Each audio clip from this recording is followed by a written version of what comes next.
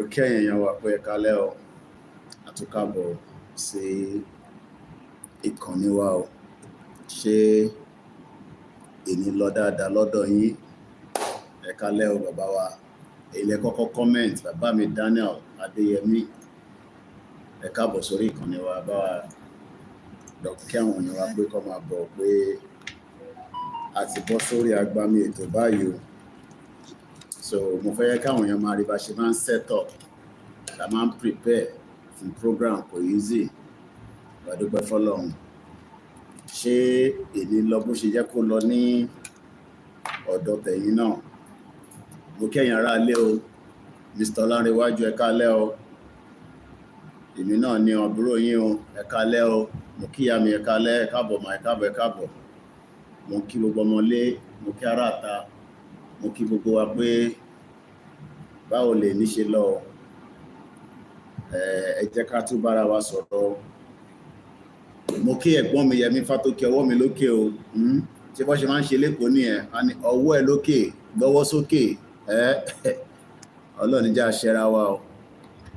Mo kí Mr. Perry, Mr. Ṣẹ́gun, ẹ kálẹ́, ẹ káàbọ̀ sórí ètò. Ẹ kálẹ́, good evening. Àlàáfíà lèmi náà wà o. A wà lálàáfíà, dúpẹ́ fọ́lọ́run. Ètò ń lọ bó ṣe yẹ kó lọ. Mo fẹ́ kẹ́ máa rí àwọn àsíá wa lẹ́yìn. So mo kí gbogbo wa o. A ṣe ń set up àwọn platforms wa tó kù, so ẹ yẹ ká sì jọ máa kíra wa bẹ́ ṣe ń wọlé ní méjì mẹ́ta. Ẹ máa bá mi kí àwọn èèyàn wa náà pé kó wá wọlé o. Pé Koiki ti wà lórí ètò. Mr. Perry, yes, triple DRS, gbogbo Nottingham. Ẹ̀gbọ́n mi dáadáa. Ẹ kálẹ́ o. Ẹ bá mi pa àwọn èèyàn wọlé o, ọjọ́ kó wọlé o. Wọlé Òṣòdì, wọlé pẹ̀lú change ẹ̀. Wọlé pẹ̀lú change ẹ̀. Àlàáfíà làwọn family wa, mo ti bá àwọn ọmọ Oòduà sọ̀rọ̀. Èmi àti wọ́n ti sọ̀rọ̀ láàárọ̀ yìí. Àlàáfíà ni gbogbo wa wà, dúpẹ́ fọ́lọ́run. Ẹ bá mi pa àwọn èèyàn wọlé pé mo dẹ̀ fẹ́ kí kankan disturb anything. Mo fẹ́ kí kankan block is. Ẹ má bínú sí wa o. I'm not sure what is going on with the network, so I'm not sure at all. Yẹmí Fátókè ẹ ṣé gan ẹ kálẹ́, brother mi. Ṣé gbogbo wa ṣé ní lọ dáadáa bó ṣe jẹ́ kó lọ? Mo ṣe set on platforms to kù, so we see how far we go tonight. But mo kí yín o.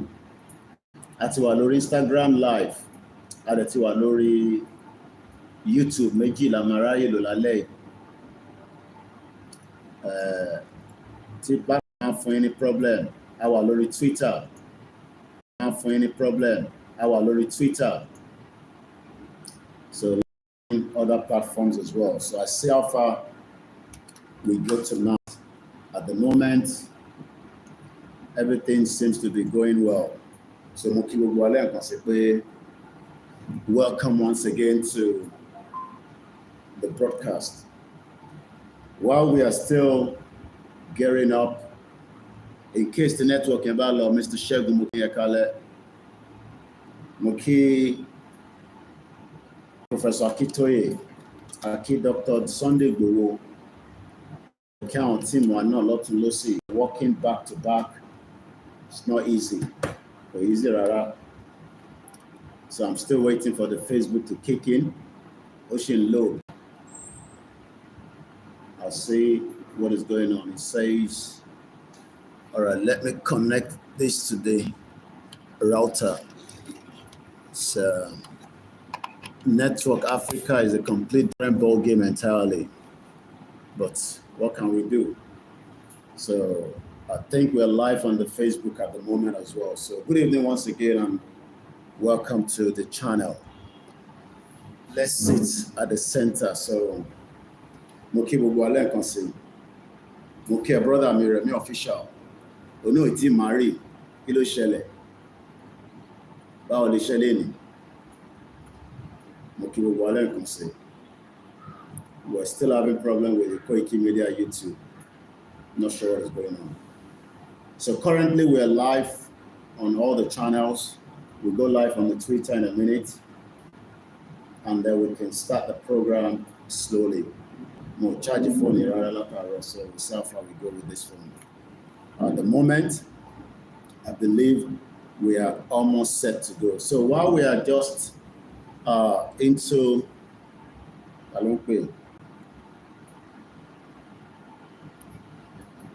mo wà lórí program bá jẹ́ ìpín tí bá ṣe tán ṣàlàfíà lẹ́wà sà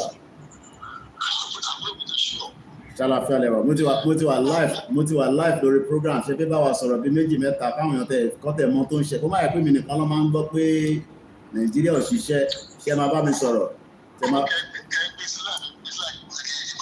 ọ̀rọ̀ ẹjẹ́ ń connect mọ́ speaker káwọn èèyàn lè gbọ́ yín ó yá ẹgbóhùn sókè wọ́n gbọ́ yín àwọn èèyàn gbọ́ yín sà.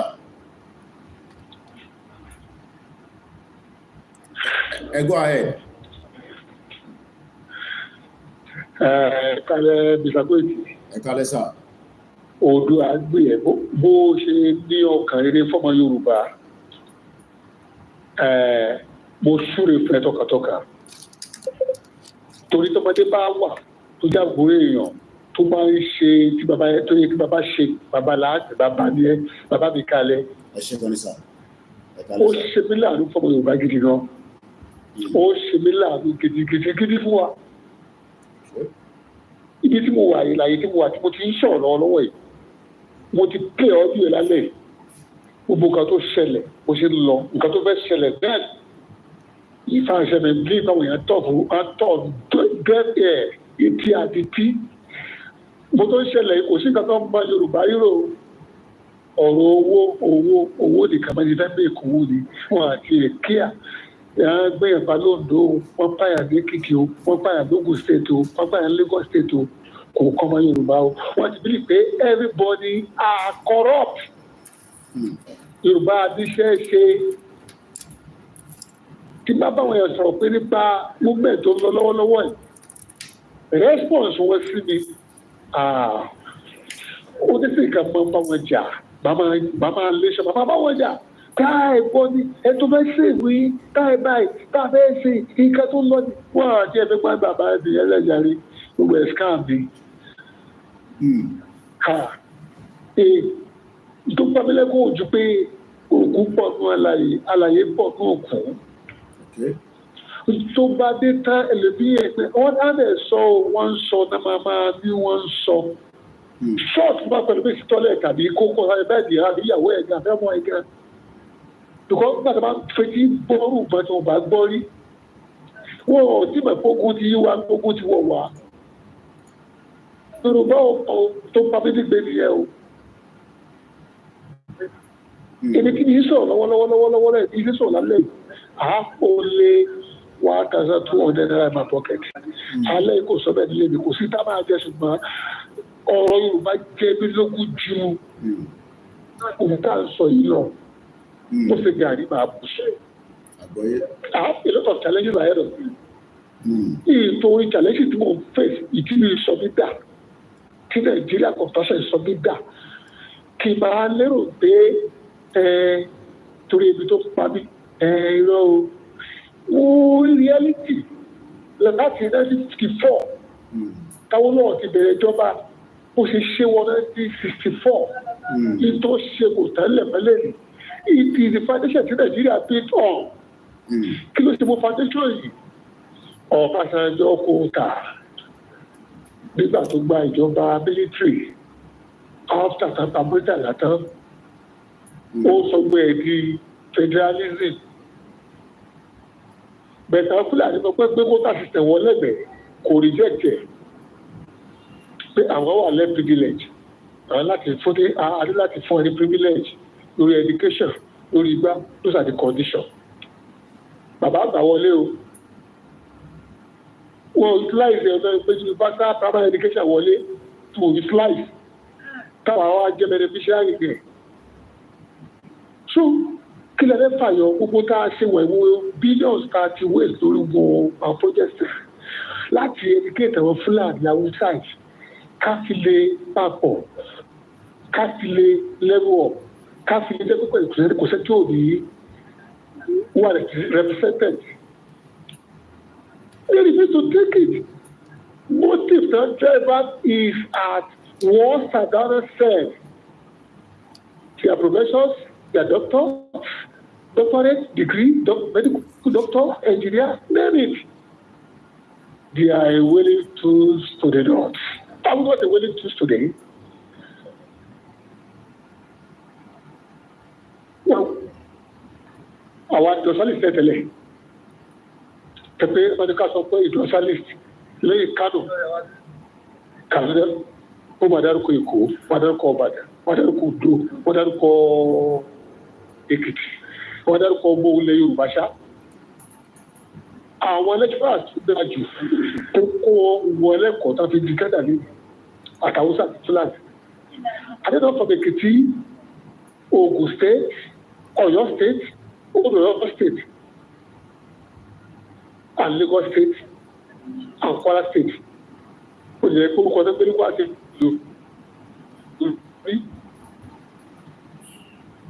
orúkọ Olúọ̀yà tó ìpínlẹ̀ Olúọ̀yà lẹ́gbẹ̀ẹ́ Haúsá náà fi sọ. Olúwa wà rẹ̀ pè ní Olúọ̀yà, àárín Kwara State, Olúọ̀yà State. Ìsẹ̀kan fún wa ní Ọ̀yà State tó jẹ́lẹ̀ Yorùbá. Because of the stupid Fulani that we post láti gbà tí fún ẹ̀ láti pàfàjà. Takogo wa, òun ni wọ́n fi protect ẹbí of Ìlọrin gbé Kwara lé wa lórí. Wọ́n mọ̀ pé ilẹ̀ Yorùbá dé ilẹ̀ Kwara. But tábà lè gbé Ọ̀yà State, bóun ni ẹ fẹ́ máa jẹ kápẹ́ ìkànnì Ọ̀yà State, ká gbé Fúlàní ìjọba bẹ̀. And the Fulani in Ìlọrin are minority. Yorùbá are the majority of Ìlọrin. Torí Ìlọrin tá a ṣe olè lẹ́yìn pé orúkọ Haúsá tó ń pe Olúọ̀yà lé Kwara lórí. Àkọ́kọ́ ní fáàtì ìjà òdì tí àpẹ̀dá jọ̀dá. Ègé Tàláàfin. Sọ́bẹ̀ ìyọ̀. Tí wọ́n gbé ko ìlú mi àfọ̀bọ̀ fàyẹ̀rọ̀ ọ̀kì. Ọlọ́pàá àbọ̀ ìpẹjọ, ọlọ́lọ́bẹ̀ wọn bí jókòó ìjàkadì kádàkiri lóró ọ̀fà. Egún ní kí ẹ̀dá bá àwọn fọ́fà tí àwọn grandfather bí fi já ogun. Great grandfather bí sọ̀rọ̀. Ogun yẹn tí òkú wa lè kéré ilẹ̀ Yorùbá tó kò wá sọ̀pọ̀tù àjọ láì ikú ìkìlẹ̀ ìtariwo tí kò pariwo lè káàkó tí àgbo láti kò kàn wá, kò tí ì débi kò kàn wá. Ẹ̀dá máa bọ́ ajé ni wá lọ. Bó ṣe wòrán gbà yé ni ẹ tó gbé gbogbo wá. Ọ̀fà is a big town, a big city, it's the ancient city. It's an ancient city. Ìlú tí báyìí bí wọlé ló ń jẹ́ kó àṣẹ lédi Ọ̀fà is part of Kwara City. Ìlú tí báyìí bí ajá sọ̀rọ̀ láti fẹ̀ tó bínú orí inú ìyá ẹ̀ ọmọ Ìyódù Ọ̀fà. Ìyá tó bí báyìí bí ìwé ní àjẹ lódì. Ògbójú orí Ọ̀fà lórí tó jẹ́ àrẹ̀wò mi ló kó ẹ̀wà ló kó àwọ̀ ẹ̀ ló kó pamọ́. Tí òjò kó padà ló fẹ́. Pàtó fẹ́ ló bí ìyá abẹ́rẹ́ ni. Wọ́n ṣọdún pẹ̀ka ọdún mẹ́sàn-án ló fà. Bí ọ̀ọ́ni ìgbà yẹn wá ọlọ́fà ṣe ọdún lórí ìyá abẹ́rẹ́ ni. Kóbìnrin náà rẹ̀ wá, ọ̀ká tó ń bọ̀ wù ní. Onígbà rẹ̀ máa wù nífẹ̀ẹ́ sí bẹ́ẹ̀ fẹ́ máa rìn lọ sí bẹ́ẹ̀ fẹ́ yà máa rìn lọ sísẹ̀. Bàbá bá rẹ̀ ní ọmọ ọ̀fẹ́ ni tù. Gbọ́dọ̀. Mo fẹ́ interrupt me. Yeah. So, lẹ́gbẹ̀ẹ́ ní omi odò Ọya, Ìrúwà, kú, Kàràlà. Kàràlà sat on the throne of Ọlọ́fà for good 1 year, 3 months, 3 days. Gbogbo Ọ̀ṣun state wọ́n sá lọ ní. Wọ́n sá lọ gbogbo ìkùkù Ìkirú Ìlá ẹ̀ẹ́dẹ́gbẹ̀ tí àwọn aṣáájú táyọ̀ wọ Ìbàdàn. Ó kú Ìbàdàn lórí ìdè. The warlord then was taught Ogunwala, but Ogunwala was a commander as well. Wọ́n fi wá ojú ogun ẹ̀ pàdé wa lóṣogbo ní máa ṣe tún ṣòṣogbo wà ìlà ẹgbà gbogbo ìṣòwò ọ̀fọ̀ ológun ọjà di ó lè tàn tó sọpọ́ọ̀tù wa kí Ògbómọ̀ṣọ́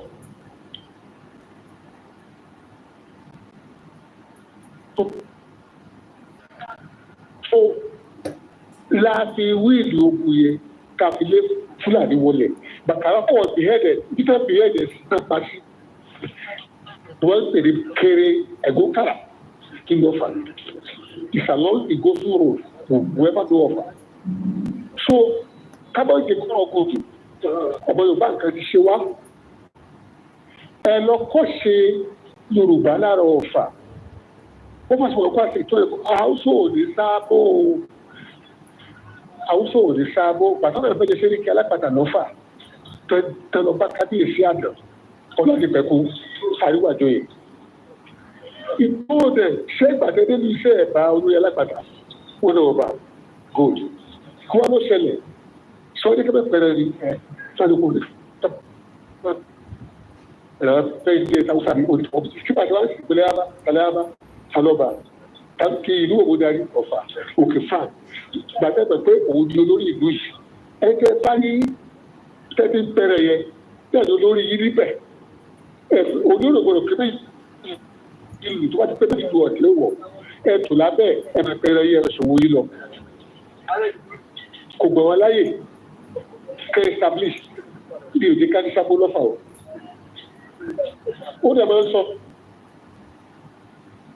níkẹ̀rẹ̀ o ẹ bá ti gbàgbélé bàbá ẹ ó ṣàpòyà kan ní Yorùbá ti ṣàpòyà wá ní gbàgbélé bàbá wa ọ̀kan náà ni wá ìlú ọ̀kan náà ni wá Nàìjíríà kan náà ni wá ṣe Nàìjíríà kan wọ́n tábà jọ gbé pọ̀ kan ní ọgọ́rùn-ún ọdún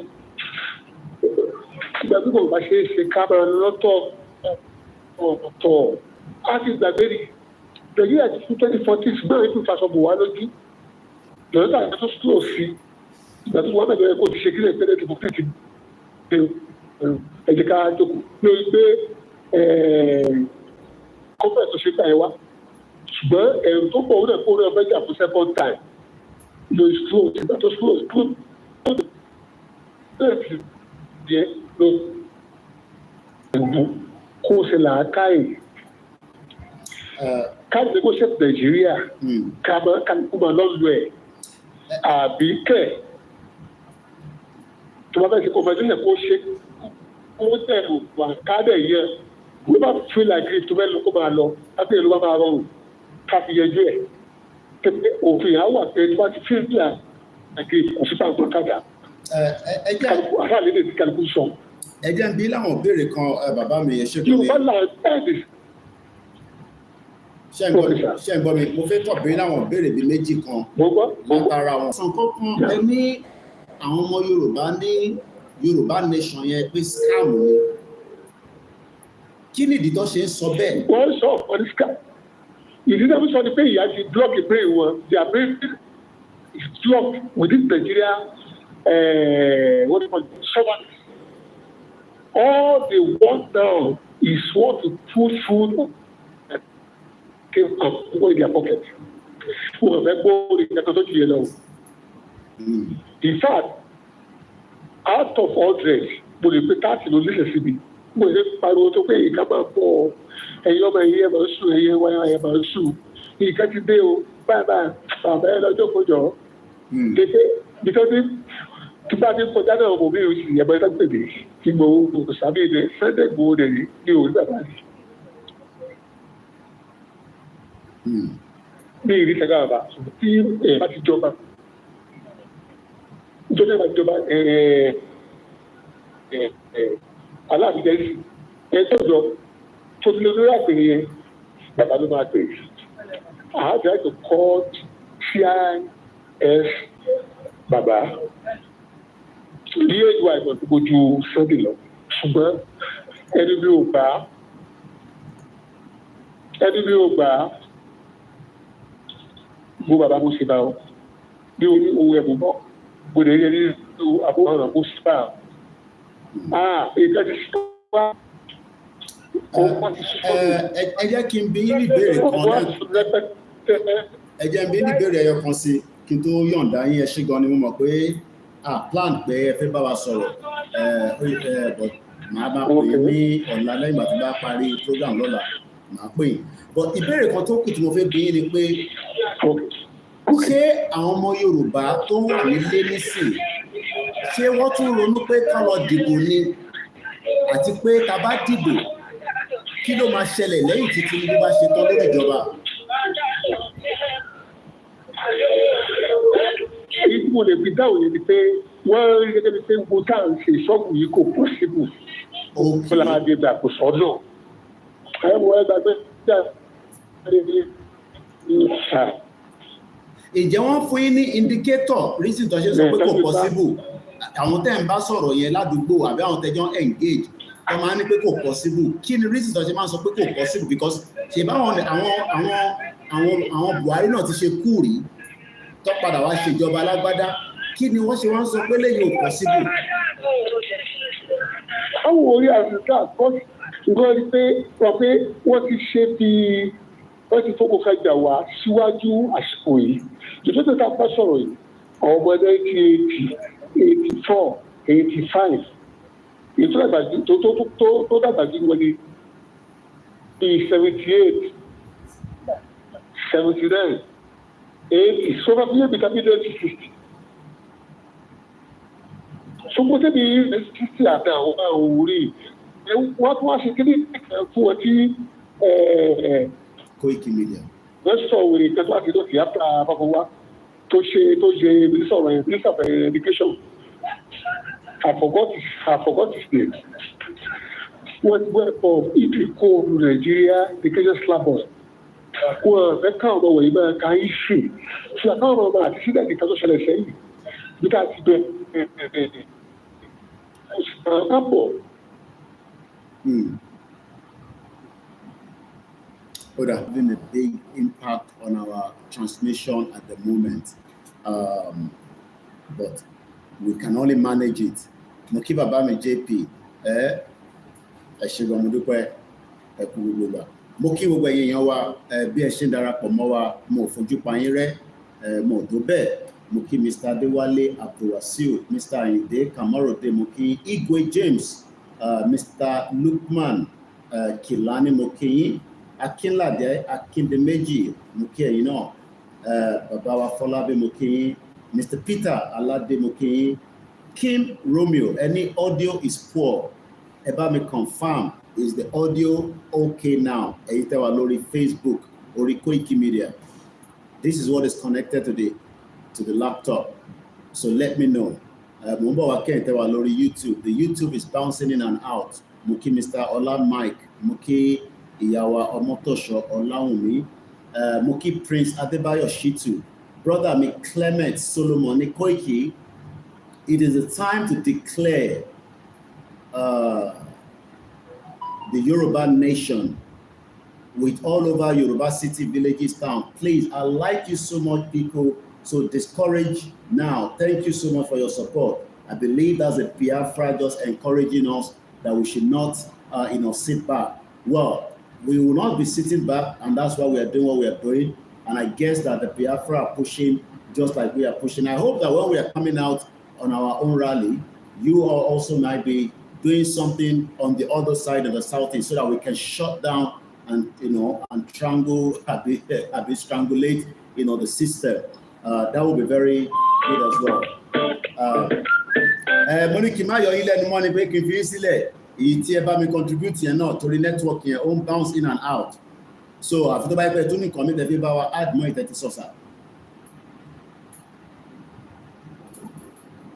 Yeah, the network is not very good as well. Mo kí ìyá mi Tinúkẹ́, mo fi tẹlẹ́dùmarè, mo fi kí yín. Tí Ọlọ́run ni Paul, mo kí yín. Àṣírí ìkọ̀kọ̀ Elédùmarè, good evening. Alhaji Muhyiddin Ọláyínká Ògúnwálé, mo kí yín. Mo kí ẹ̀yin tẹ́tí darapọ̀ mọ́ wa náà. Ẹ̀yin tẹ́ wà lórí Koikimedia Odùduwà. I'm using a mobile phone so the audio will be perfect. Àwọn tó wà lórí laptop ni mo sọ, yes, wọ́n ló wà òkè ní sí ẹṣin gan ni Alhaji Muhyiddin.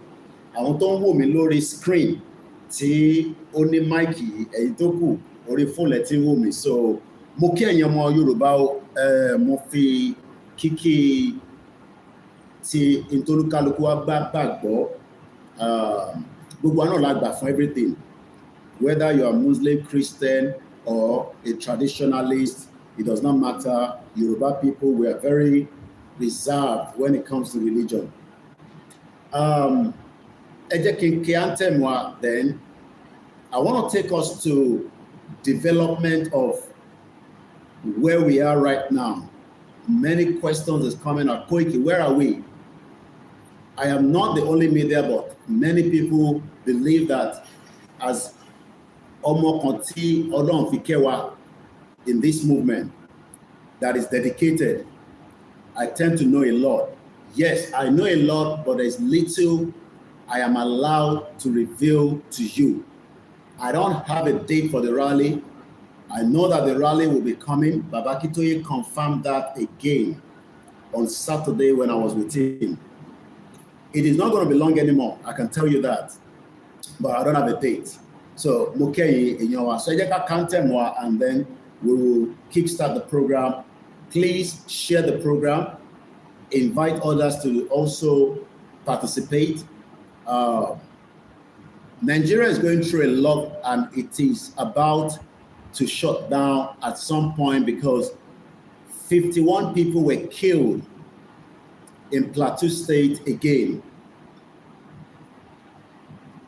It means nothing to us because we're too many people, but it means a lot to some of us.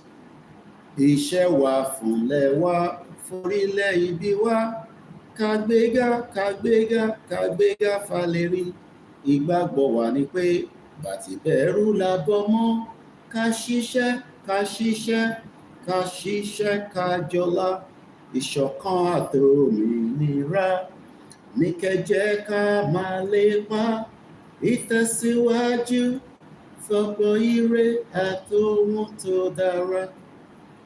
Ọmọ Oòduà dìde bọ́ sípò ẹ̀tọ́ rẹ, ìwọ ni ìmọ́lẹ̀ ògo adúláwọ̀, àwa ni ìmọ́lẹ̀ ògo adúláwọ̀. Èní ni 14th April 2025. As I speak to you right now, there's been an accident in Ibadan. Moki, brother me, Abiodun George.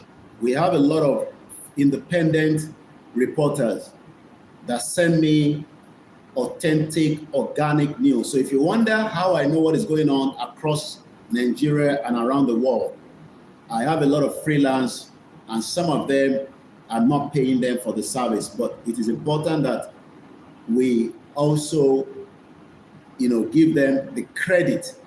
So you might think that that is the beauty of working hand in hand with many independent freelance media. So Moki brother me, Abiodun George, he actually sent us that update. If you are not on the Koikimedia WhatsApp channel, you must have seen it also on our Twitter handle, which is Koikimedia. I believe I've posted it on Instagram. I'm currently on TikTok, but we are not live yet. I don't even have a phone for TikTok, but I'm just updating 1 or 2 videos just so that you know we're on TikTok. And I don't want anybody to an imposter, because a lot of people are creating different Koikimedia and Igbowo, and we all know what they do with those kind of information. So Moki brother me, Abiodun George, for giving us the report from Ibadan. So somebody's just confirming that they've seen that images. They're very terrible. That is the current situation. Emma Bino, when I'm speaking in English, I think it's because I live in UK for too many years. So, all right, let me bring Bishop in because when Bishop calls, I don't want to cut him off, because Bishop is also one of our strong Yoruba financial If Bishop was in UK, I'm not speaking because he's calling on the program all the time. These are people that we can go to for financial advice. And though in America, you are always aware of these, and UK and Europe, you would have what they call a financial advisor. I'm Yoruba, and I'm talking because somebody sent me a message today, later on when I went to Shiruba, because the person was asking that he trusts me, he trusts Igboho, he trusts Babakitoye, but is skeptical about Bishop. And I'm thinking, why? In a movement like this, we need experts from every field. I am not a financial advisor. I am not in the banking sector. I am just a media.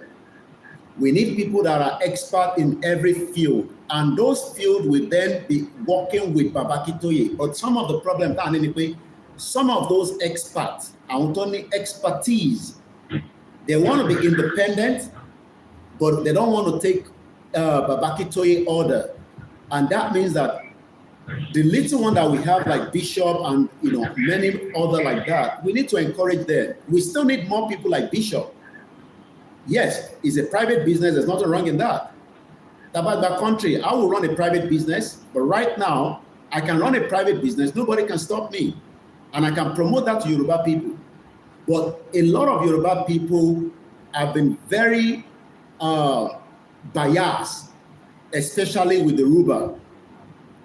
And I'm saying this because I know there's been a lot of attack. But one thing we need to understand is that when we are in a movement, people can create a lot of... I'm expecting somebody to start telling us that today, 7 females were sent to the space, just up and they came back down. 7. And Tony Amazon, Jeffrey Bells, Kilonde, say Bezzeloni, Kilorukon Amazon, Jefferson, Anthony Amazon. Níbo làwọn ọmọ Yorùbá tó ní expertise yẹn wà kẹ́ máa sọ fún wa pé ẹ ti create template tá máa fi bẹ̀rẹ̀. By now, tá bá bẹ̀rẹ̀ rally, I want some of you to tell me that if they shot us on the internet, you can activate something back for us to work with. These are the kind of what we should be talking about. So I want us to remember that we need every expert in every field to defeat the enemies. We have people that are praying for us. We have people that are doing different things, and we appreciate those of you. 2 people have given us at least, to say that Koiki, we will continue to support. We have bought the first batch. Michelle, do not call me and say, I need the walkie-talkie. And you call it Michelle. I know where the walkie-talkie is needed at this particular... 2021, nobody call me and say, I need the walkie-talkie. If we have 1,000 walkie-talkie, I know where that 1,000 will go. Only 100 is not even enough. At the moment, the first batch has arrived. We are getting more tomorrow. We are still not even half of it already. But sometimes we just want to say action. Action, bro. There will be real action this 2025. I am on the ground. I can tell you that action is coming. It might be a little bit delayed right now, but it is coming. And when I mean delay, everything needs to be well planned. Social media. Bishop, take over. Yeah. Thank you very much.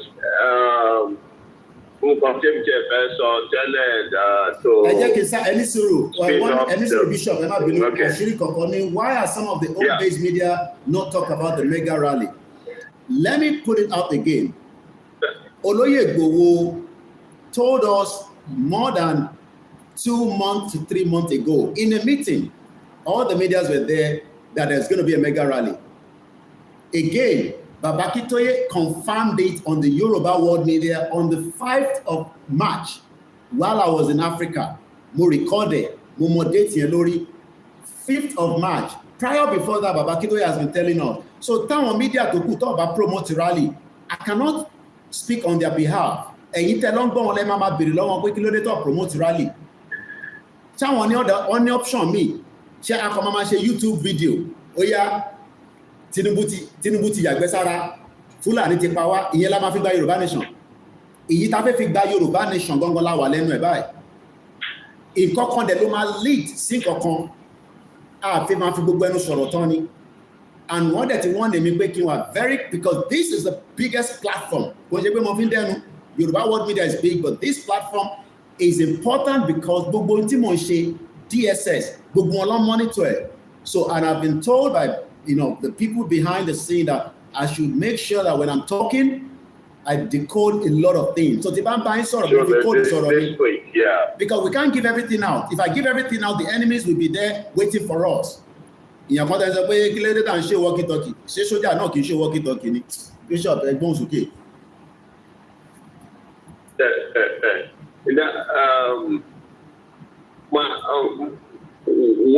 Nevertheless, anyway, the media is a very powerful tool. A very powerful tool for education, for entertainment, for information, also for propaganda. And we have to always look through, even when people call it and they code what they are insinuating. Now, wala kita about to sọ̀rọ̀ in first place. Tí ó bá ní ọmọ YouTube kan ní Nàìjíríà bílẹ̀ Yorùbá tó ní scam ní Yorùbá nation, ẹ̀kọ́ pé kò sínú yàrá wọn à nídìí wọn. Wọ́n máa mọ̀ bóyá scam ní àbí truth ní. Because let me keep quiet. Wọ́n máa mọ̀. Ṣebí àwọn kan ló sunkún láàrin fídíò ẹ̀ tó ń pariwo Ìgbòho wá gbà wá o, Ìgbòho wá gbà wọ́n o. But nígbà tí Ìgbòho ń pariwo yẹn, wọn ò máa sunkún.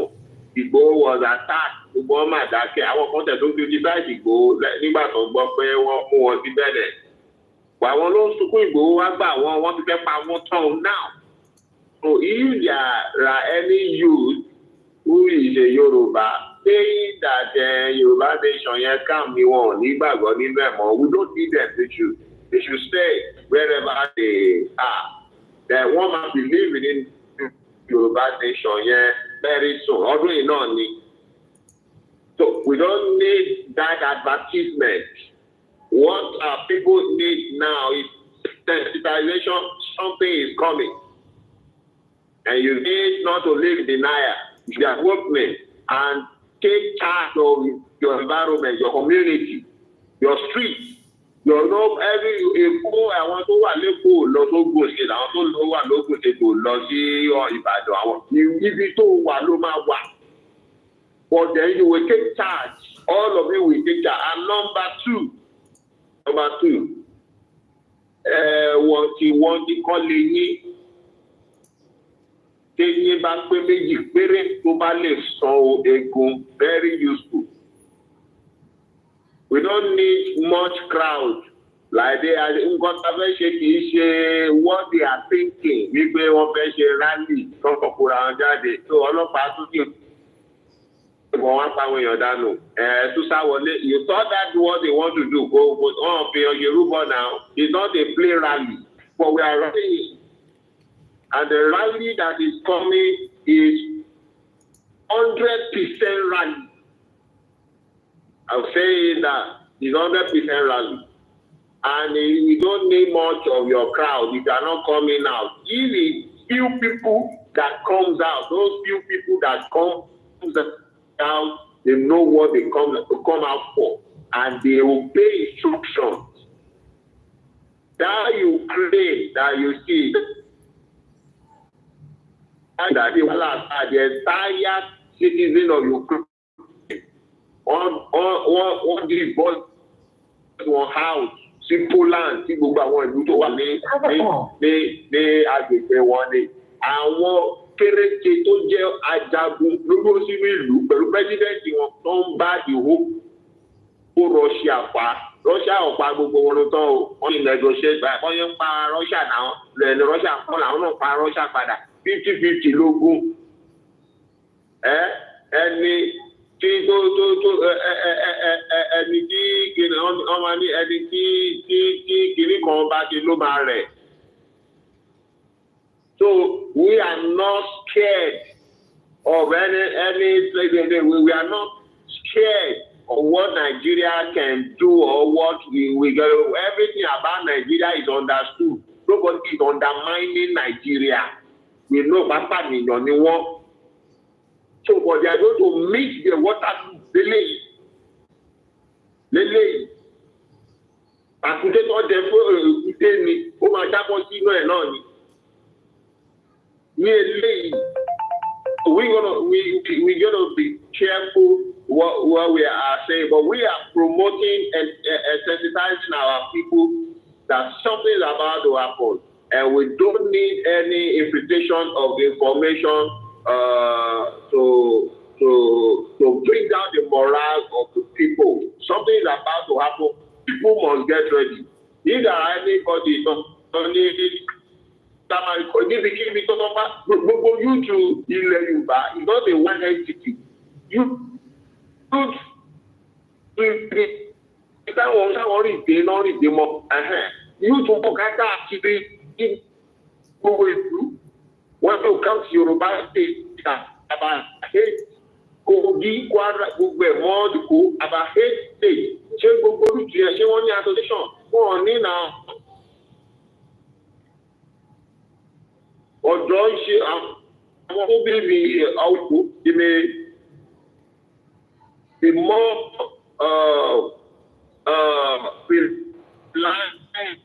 than àwọn tó ní ẹ̀ka ọ̀dọ́ títí wọn pé àká ọ̀dọ́ ti jẹ́ fún pé ẹ̀yà akẹ́kọ̀ọ́ Ọ̀yọ́ ni àwọn tí wọ́n ti di ẹ̀ka wọ́n ti.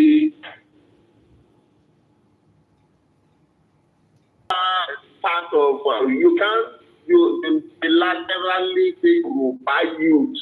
No, you must quantify the name. So you can. So I'm just trying to correct what the Baba portrays. Àwọn youth to the area àtọ̀tọ̀ tí wọ́n gbọ́dọ̀ sọ nìyẹn, but there are youth.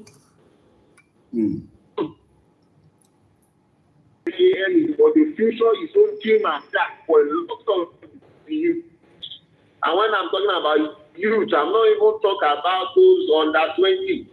I'm talking about between 25 to 35. Come on, kó sì wà ní 37 kó má jẹ́ kí òun máa ìpàdé àwọn obìnrin wọn gan.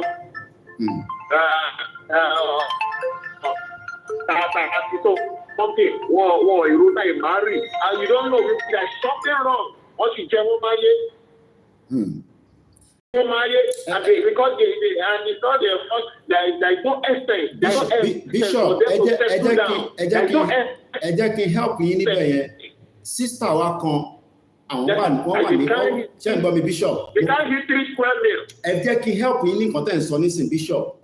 I received a VN. Lára àwọn tá máa ń bá sọ̀rọ̀ nílé back to back. She is very okay, she's doing very well.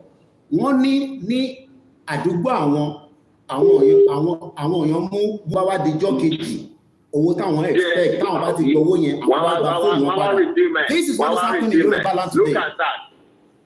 These are the youth. This is happening in Yoruba land.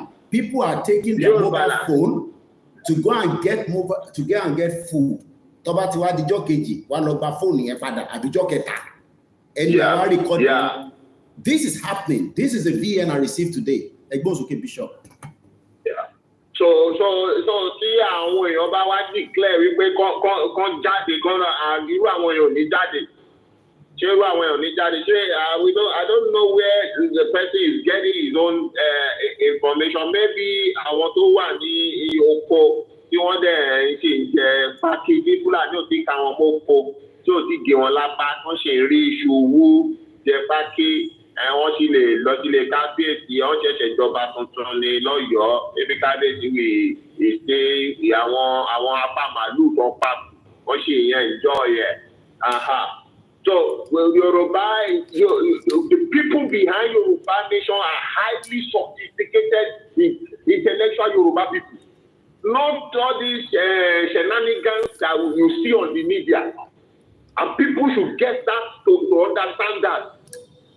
But we are talking about saving the financial assets of our people. Somebody is talking about this. They tell you to come and trade. Nobody is said. I want individuals don't understand that we met and don't understand.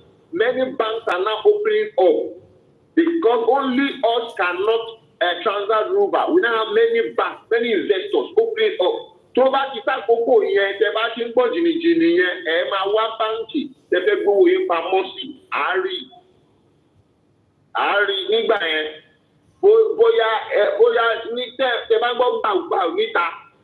Ṣèbí lockdown immediately lásán àwọn èèyàn ń kú sínú ilé because the bank can't even open. Nígbà tí wọ́n shut down everywhere during COVID-19 àtẹ̀dúpẹ́ network yìí ṣe ń lọ. People already turn to another thing. Our people have, I'm sorry to say, majority of our people, they don't have sense. They don't carry certificate. They don't have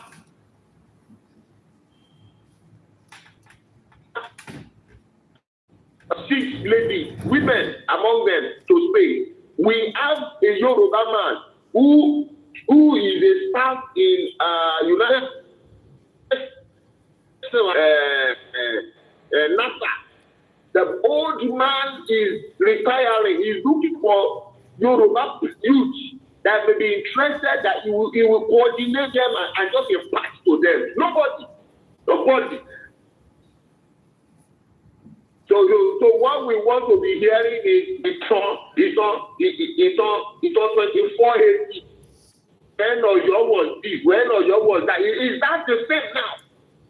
Don't put the entire Yoruba in talking lot that doesn't make we're talking about something that is affecting. It don't affect to anything and sorrow le lórí kò ṣe into ti lọ ní 14th century money sin.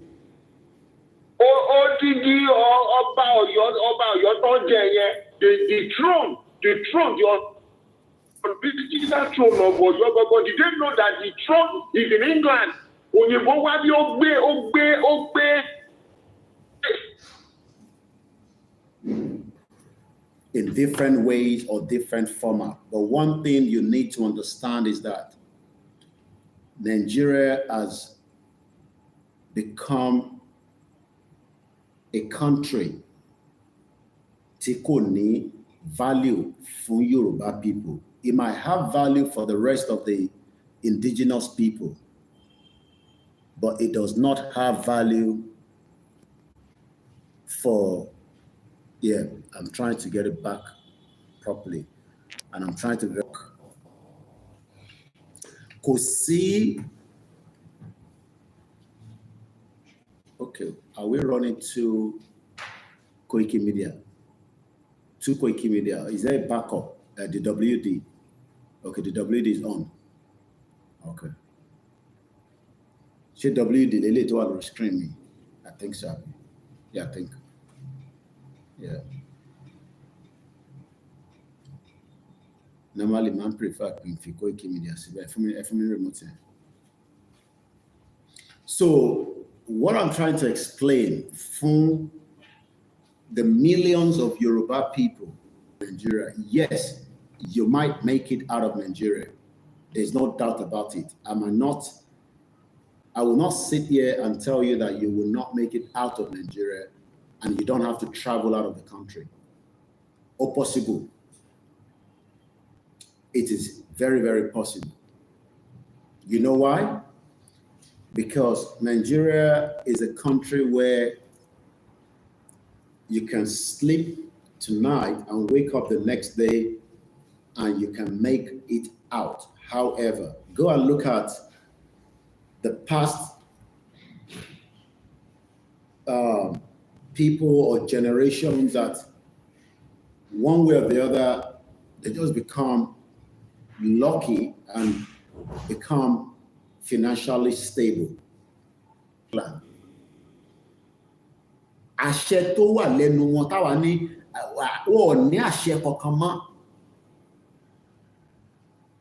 Quote me anywhere. Wọ́n ní àṣẹ kankan mọ́. King Charles is still the one giving directives to our kings. And that means that our king are also part of those that wants to keep us where we are today.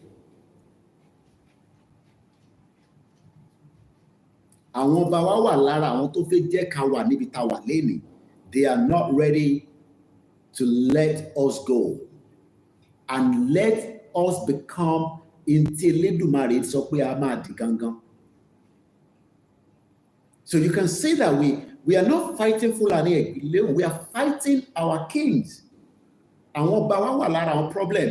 Kí ló dé tí àwọn ọba wa tí wọ́n lè pàṣẹ fún wa?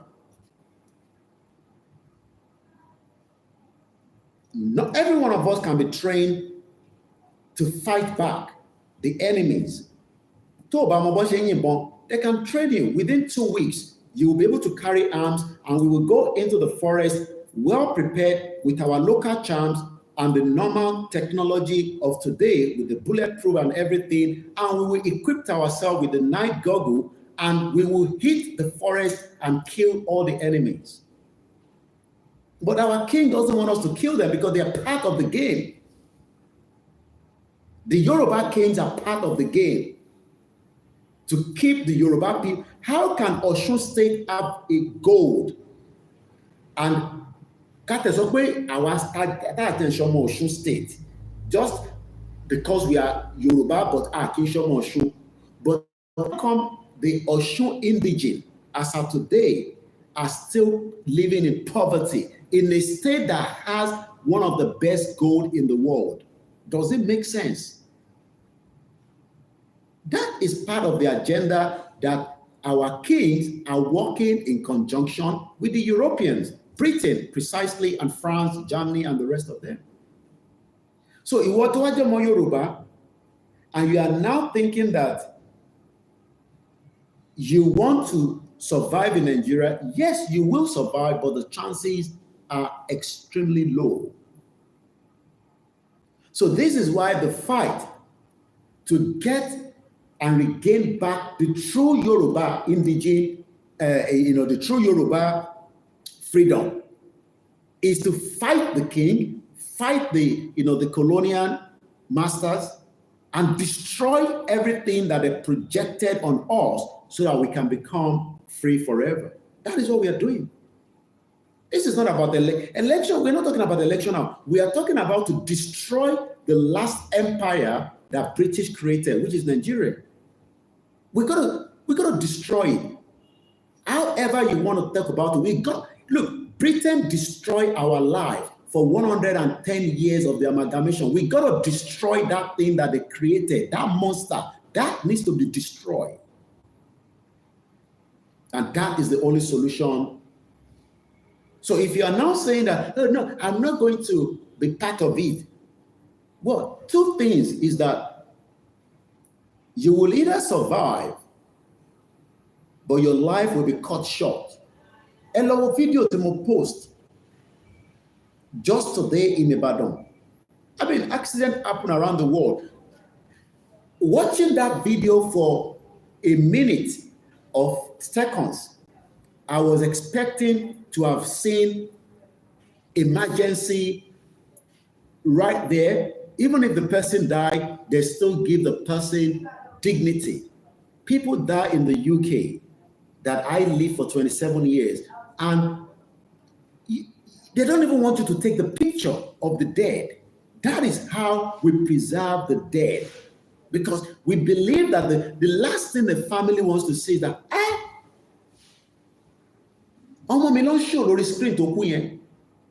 that could also create a lot of death for the family.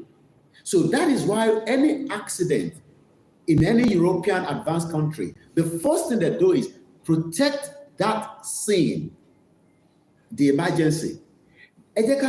See that statement. Our king of today are part of the destroyer of Yoruba people. àwọn gangan ló destroy wa. Because they fail to fight what we are doing right now. Ìjà tó jẹ́ káwọn Ọọ̀ni of Ifẹ̀ máa jà làwa ń jà yìí. Àwa kéré fún ìjà tá à ń jà yìí. I'm telling you. Ọlọ́run kàn fi pé òun wà lẹ́yìn wa ni. Do you know the kind of fight we are? I don't think some of you think that is an easy fight that we are fighting.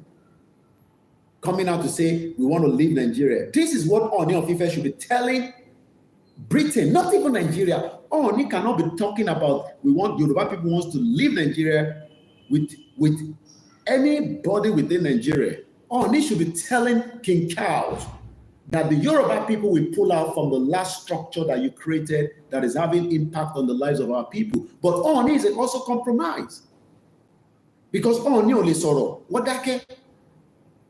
I will wait to see what the new Aláàfin will do, because the old one, according to what we're told, was going to do something, but he never did anything. I met him. I know a lot of things I asked him that are still not something I can share with you on the social media. I'm talking about Ikuba Baye Yitano. I met him not more than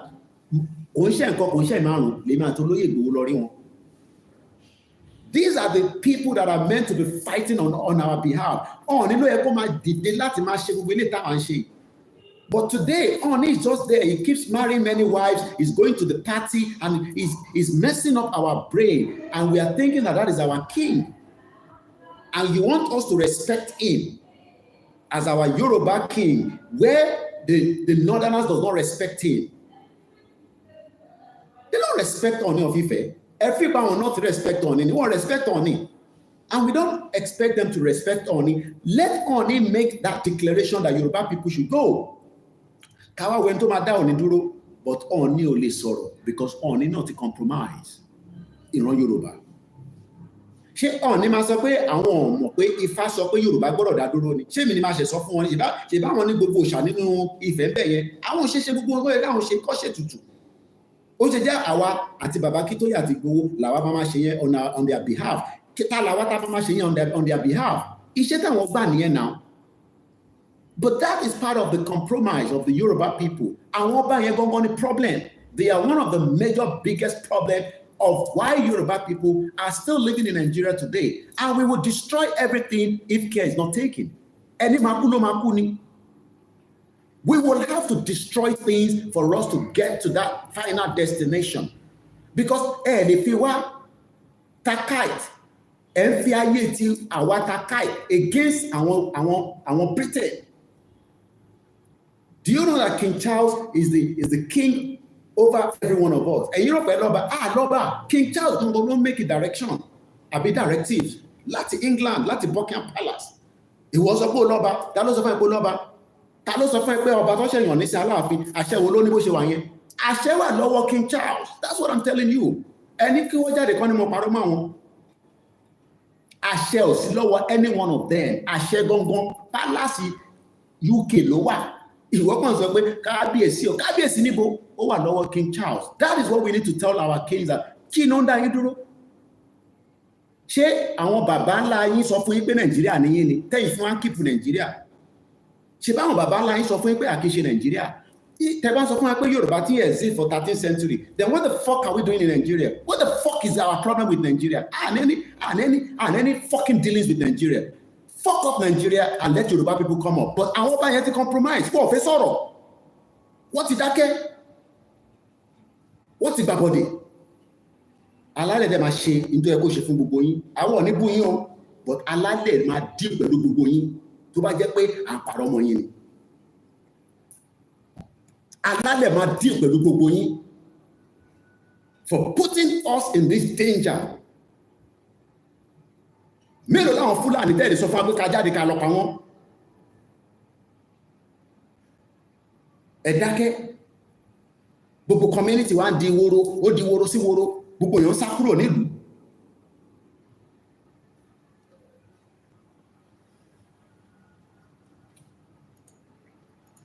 Let's take you to Channels Television, November 26, 2020.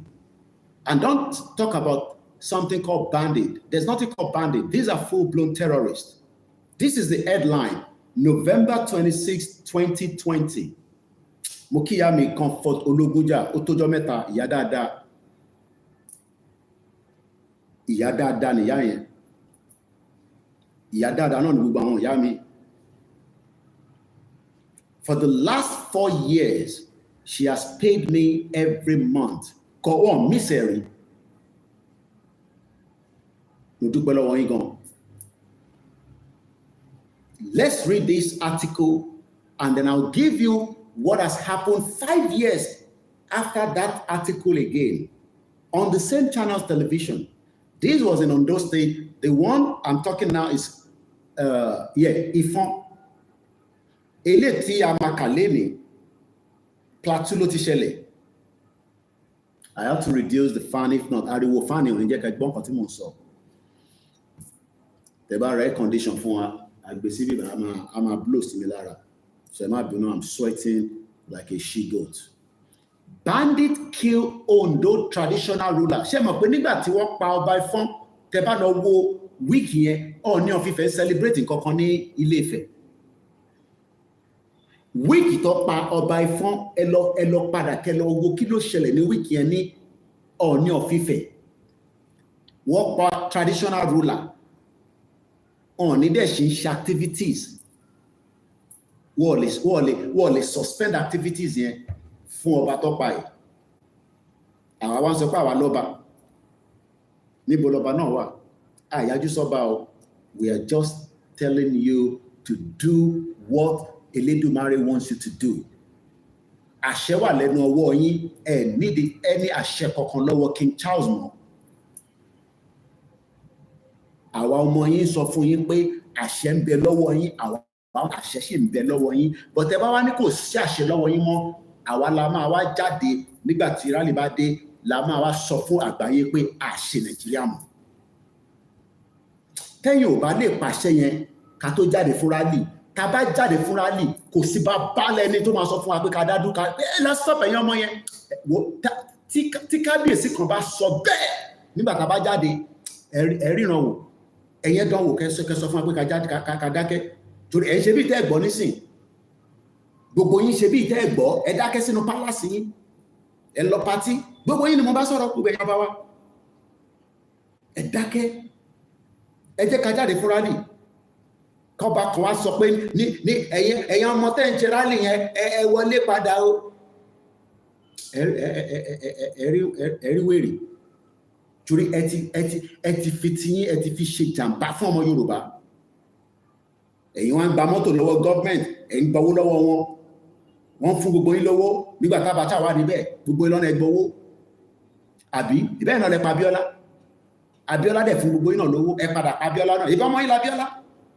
Ṣèbẹ́ ọmọ, so bẹ́ẹ̀ ṣe pa Abíọ́lá náà lẹ ti fẹ́ pa àwa, nígbà fún yín o. Àwa generation yìí, a sínwín gan, nígbà fún yín. Jẹ́rí lórí social media yìí, èyí tá ṣe ń ṣe preambles ni. Ẹ jẹ́ kí bàbá yẹn, bàbá Akíntóyè yẹn, ẹ jẹ́ kó tètè fún wa ní date yẹn làwọn èèyàn dúró dè. Bàbá dẹ̀ ti ní kò ní pẹ́ mọ́, date ní kí bàbá fún àwa, káwá wo tó máa ṣẹlẹ̀. Ẹni tó tí ìdásọ́rọ̀ walkie-talkie, a dúpẹ́ lọ́wọ́ àwọn yìí tí ẹ bá wa dá sí. Mo dúpẹ́, a ti ra the first batch. Ní sọ̀rọ̀ lórí bíbá.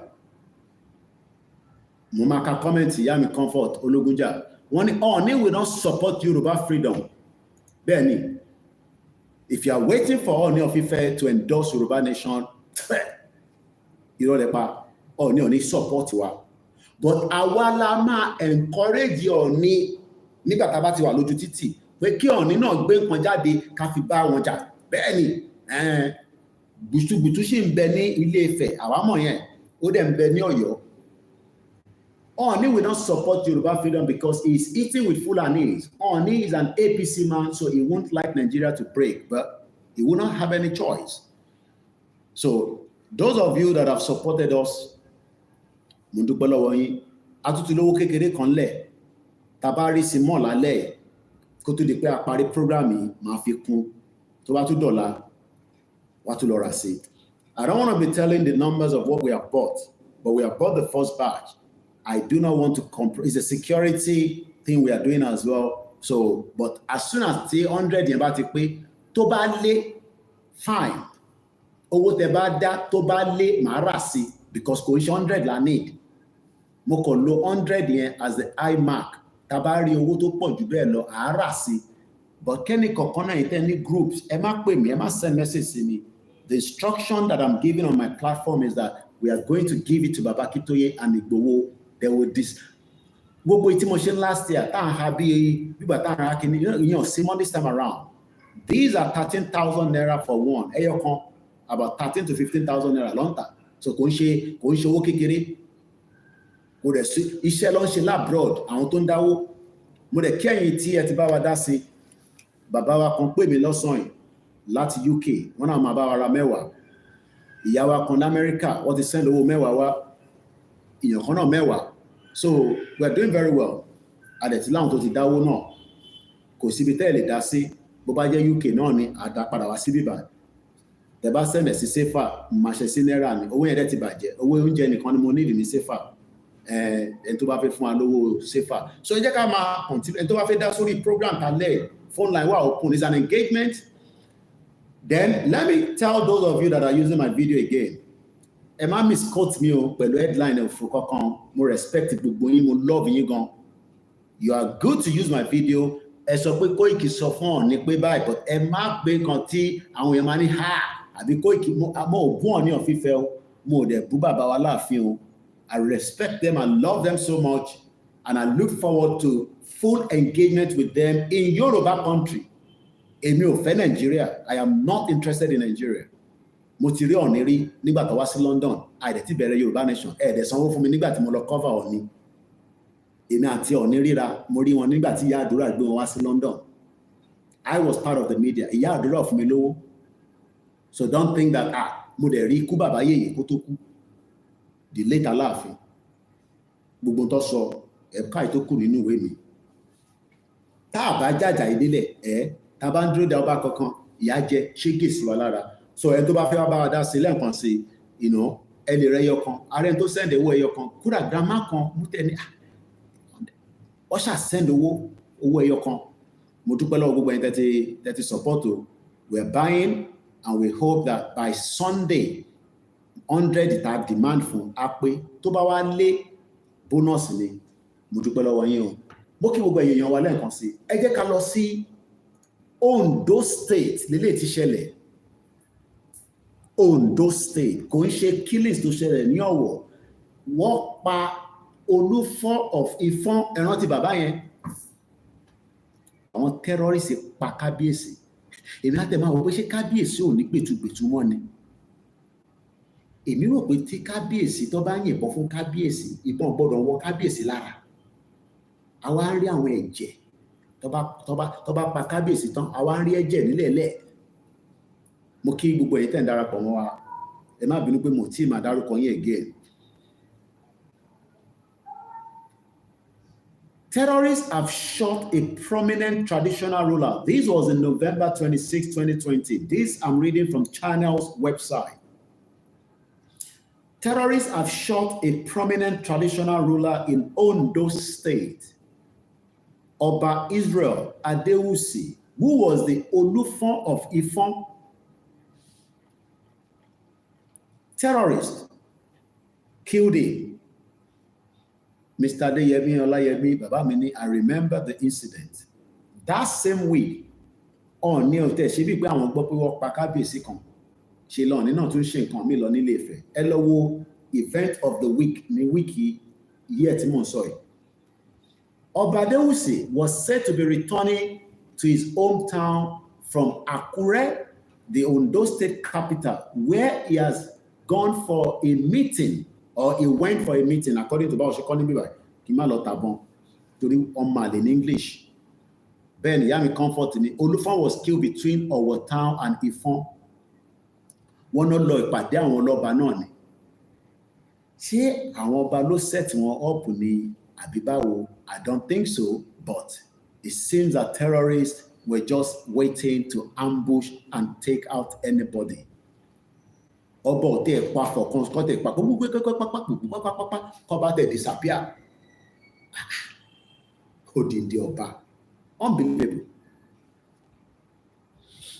A source confirmed to China's television that the incident occurred on Thursday, adding that the monarch was shot. Ọmọ tán pè ní shot, wọ́n yìnbọn fún ọba, ìbọn wọlé. Àwọn agbọn ta jẹ́ ọmọ kékeré bá gbọ́dọ̀ àbí. Èyí tẹ́ ń gbọ́ mi náà tẹ́ jẹ́ ọmọ Oòduà. Gbogbo nǹkan mẹ́rin ẹ̀ka àwọn ọba ní lára náà. I don't know what happened. Bí ọba yẹn gbàgbọ́ fún ìṣẹ̀ṣe, wọ́n kàn dé fìlà ọba. Because ẹ̀rẹ́ olúwo nísìn, kábàkàbà ló kàn ṣe ń tiẹ̀. So tó bá yìnbọn fún olúwo nísìn kò ní á wọlé because kò lóun tó yẹ kó lò. Ó dẹ̀ lè máa dùn kó máa dọ́gbọ́n torí bàbá yẹn bá wèrè ní ọmọ ọ̀tá àgbàlagbà lòun. Olùgbò tó ń ṣe yẹn 419 ní.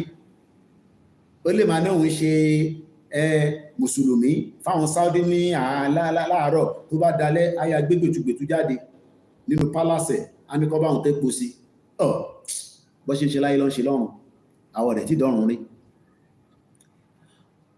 The monarch was shot at Elegbeka community along the Ifon-Benin Highway. Another source told China's television that the monarch was rushed to Federal Medical Center in Owo, where he died as a result of gunshot wound. That means pé ìbọn tó yìn fún ọba yẹn ló pa ọba. Àwọn kan báyìí kò tẹ̀ ká máa gbọ́ ní 21st century. Báwo làwọn ọba tàná ṣe ṣe? Báwo làwọn ṣe survive gbogbo ìjọ náà lọ́hùn? I don't know. Now, I want to get to routers. Again, I have done a short video this morning. Nigeria ò tí kúrò nínú map àgbáyé o, ẹ̀yin tí ẹ̀ ń sáré pẹ̀lú Dúpọ̀ Nítìrì. Mo mọ̀ pé wà lábẹ́ program mi. All that is a fake news, okay? Ẹ tún lọ mú nǹkan míì kẹ́ tún wá present ẹ̀. Ṣé rí tẹ present yẹn kò wọlé? Okay, that is not working because èmi ò mọ̀ bí tẹ́ ti gbọ́ news yẹn, but mo ti bá yín ṣe analysis ẹ̀ lọ wo fídíò tí mo ṣe 30 minutes náà ni. Nigeria àti China ṣì ní cordial relationship as of today. Ẹlẹ́gbẹ̀ka, okay, Mr. Idowu ẹni afẹ́ ní ẹlẹ́gbẹ̀ka ni kò ń ṣe ẹlẹ́gbẹ̀kẹ́, but làwọn fi kọ́ ní bíbá. Oh, sorry, sorry, ẹlẹ́gbẹ̀ka. So, náà ni, sorry, apology. Gbogbo ẹ̀ náà la ṣe máa pa ìlú máa padà lọ sí school Yorùbá anyway. Now, routers, àwọn ń ṣe media outlet kéékèèké o, ní tó bá ti sọ confirm ni o, kó tó lè sọ wọ́n ti mú confirm ẹ̀ ni o. So I will go with routers. Eléyìí ni 14. This article was posted on their website at 5:39 p.m., which is about 17:39, 24 hours clock. Found to one in the UK. The headline, at least, that means pé ó possible pé numbers yẹn máa lọ sókè jù bẹ́ẹ̀ lọ. As at today, the news eléyìí, at least 51 people were killed in another attack in Plateau State. Now, Plateau State inú Nàìjíríà ló wà. Àwọn tó ń ṣe jàǹbá yìí wọ́n ti kúrò ní Nàìjíríà. Do you know that the Fulanis are not leaving Nigeria? They are operating from Nigeria. How many of us know that? Ṣé mọ̀ pé Fulani tó ń ṣe jàǹbá tó ń pààyàn tó ń ṣe gbogbo tó ń ṣe kò ń ṣe pé tó bá pààyàn tó ń máa sá lọ sí neighboring borders. Àwọn ti gba àwọn lẹ́ẹ̀kan débi pé sójà ò lè lọ síbi tó wà. And we are meant to be inside the one Nigeria. Ṣé gbogbo ọ̀rọ̀ Tinubu lórí security? Ìyẹn Tinubu ò lè pàṣẹ kankan mọ́ lórí security because Tinubu gangan sásàlà fẹ́mi ẹ̀. Ìyẹn ló ṣe máa ń kó security tó pọ̀ tó máa ń káàkiri because ẹ máa wonder why are they moving with a lot of security? Because kí Fúlàní má bàa pa òun náà. Because the NSA, the DSS told Nigerians that they cannot defend us anymore. And it is already showing. 51 people were killed in another attack in Nigeria, Plateau State. Maiduguri, Nigeria, April 14. Reuters.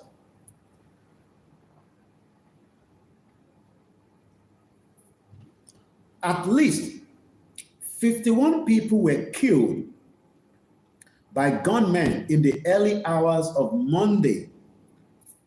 In the Monday, abi.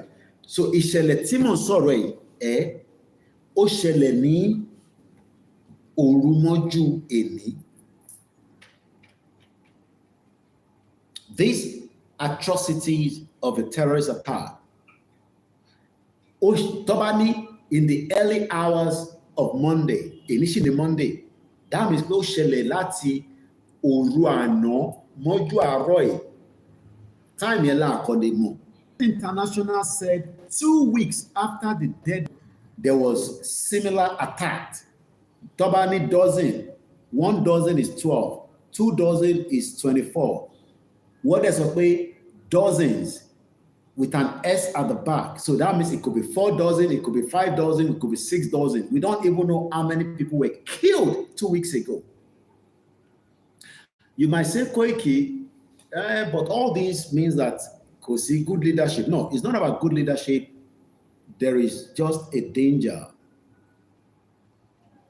Benny, the Onitiri followers are still living in denial, and they need to stop thinking that Duke Onitiri, a country called Yoruba Nation or DRY or DRP, in this technological world today that you can check things, you can verify things, but most of them are still living in denial. Let's move swiftly because we want to really stick to time this evening. If it's possible, I don't want to do 3 hours. I want to cut it down to 2 hours so that maybe I might have enough strength, have a good sleep tonight, and we kick back early tomorrow morning. I hope I won't have enough work on my desk so that I can start early tomorrow again, if there's no other thing to do apart from coming out to talk to you. Now, on Monday, residents say 51 bodies. These are people that have names. They are people like you and me. Osun, Okolosun, láàrin òru Fúlàní kò dé, wọ́n pa 51. So think about it like this. Ikú ò ní wá bá wa o, Ọlọ́run ní jẹ́ kí Fúlàní pa wá o. But just think about it that ní community àwa náà, akọ̀jí láàárọ̀ lánìsìn, wọ́n náà ti pa 51. It's happening anyway. These are human beings. Somebody was telling me that ṣé Britain lè allow kí n tó ṣẹlẹ̀ ní Nàìjíríà kó máa ṣẹlẹ̀ ní England, ní Wales, ní Scotland, kó máa rí kọ̀ọ̀kan ṣe sí. Kọ́kọ́ máa pààyàn, kó máa pààyàn lójoojúmọ́. Ṣé Britain lè accept it? Mo kí Mr. Gbadamosi Ismaila, mo kí brother mi Idris. Can Britain accept this kind of killings to be taking place every day, every week, and there will be no solution to it? Yoruba, ẹ jẹ́ ká think about this. Mo kí Mr. Olaniwaju Taiwo. Ẹ bá mi share program. Ẹ bá wa comment. Ní pẹ́, just 30 more minutes, I will end the broadcast. I will not go more than 30 minutes because if not, I've been up very early. I'm still receiving a lot. Eba mi ma share receipt. If we can buy more than what I bought today, with what we have, we will be telling. Koda what I'm being made la fira lola money koje kinshi program on la lay so that my update. And like I said, we would hand over 40-40 to Babakitoye. My staff will take 10. The remaining 10, I will decide how I want it to be distributed among wherever I want it within the Yoruba groups that I might want to give as my own gift on this platform. This has nothing to do with no other collaboration with anybody. It has nothing to do. Don't go and be telling other media, but she going to Koikimedia on the platform and waste time around you. Around that for me, one other program, no, but other program will request anything. Toba request, what does it be? No. Because when you can look at media to cool, say, Koiki ting go phone, walkie-talkie, share mon pe.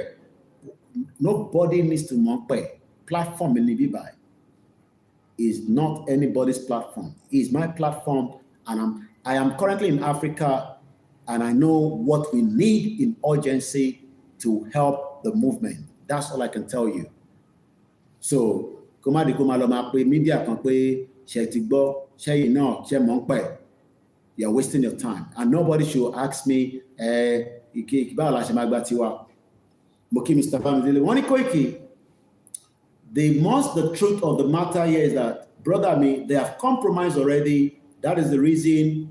Mo fẹ́ ka comment here. Oh, interesting.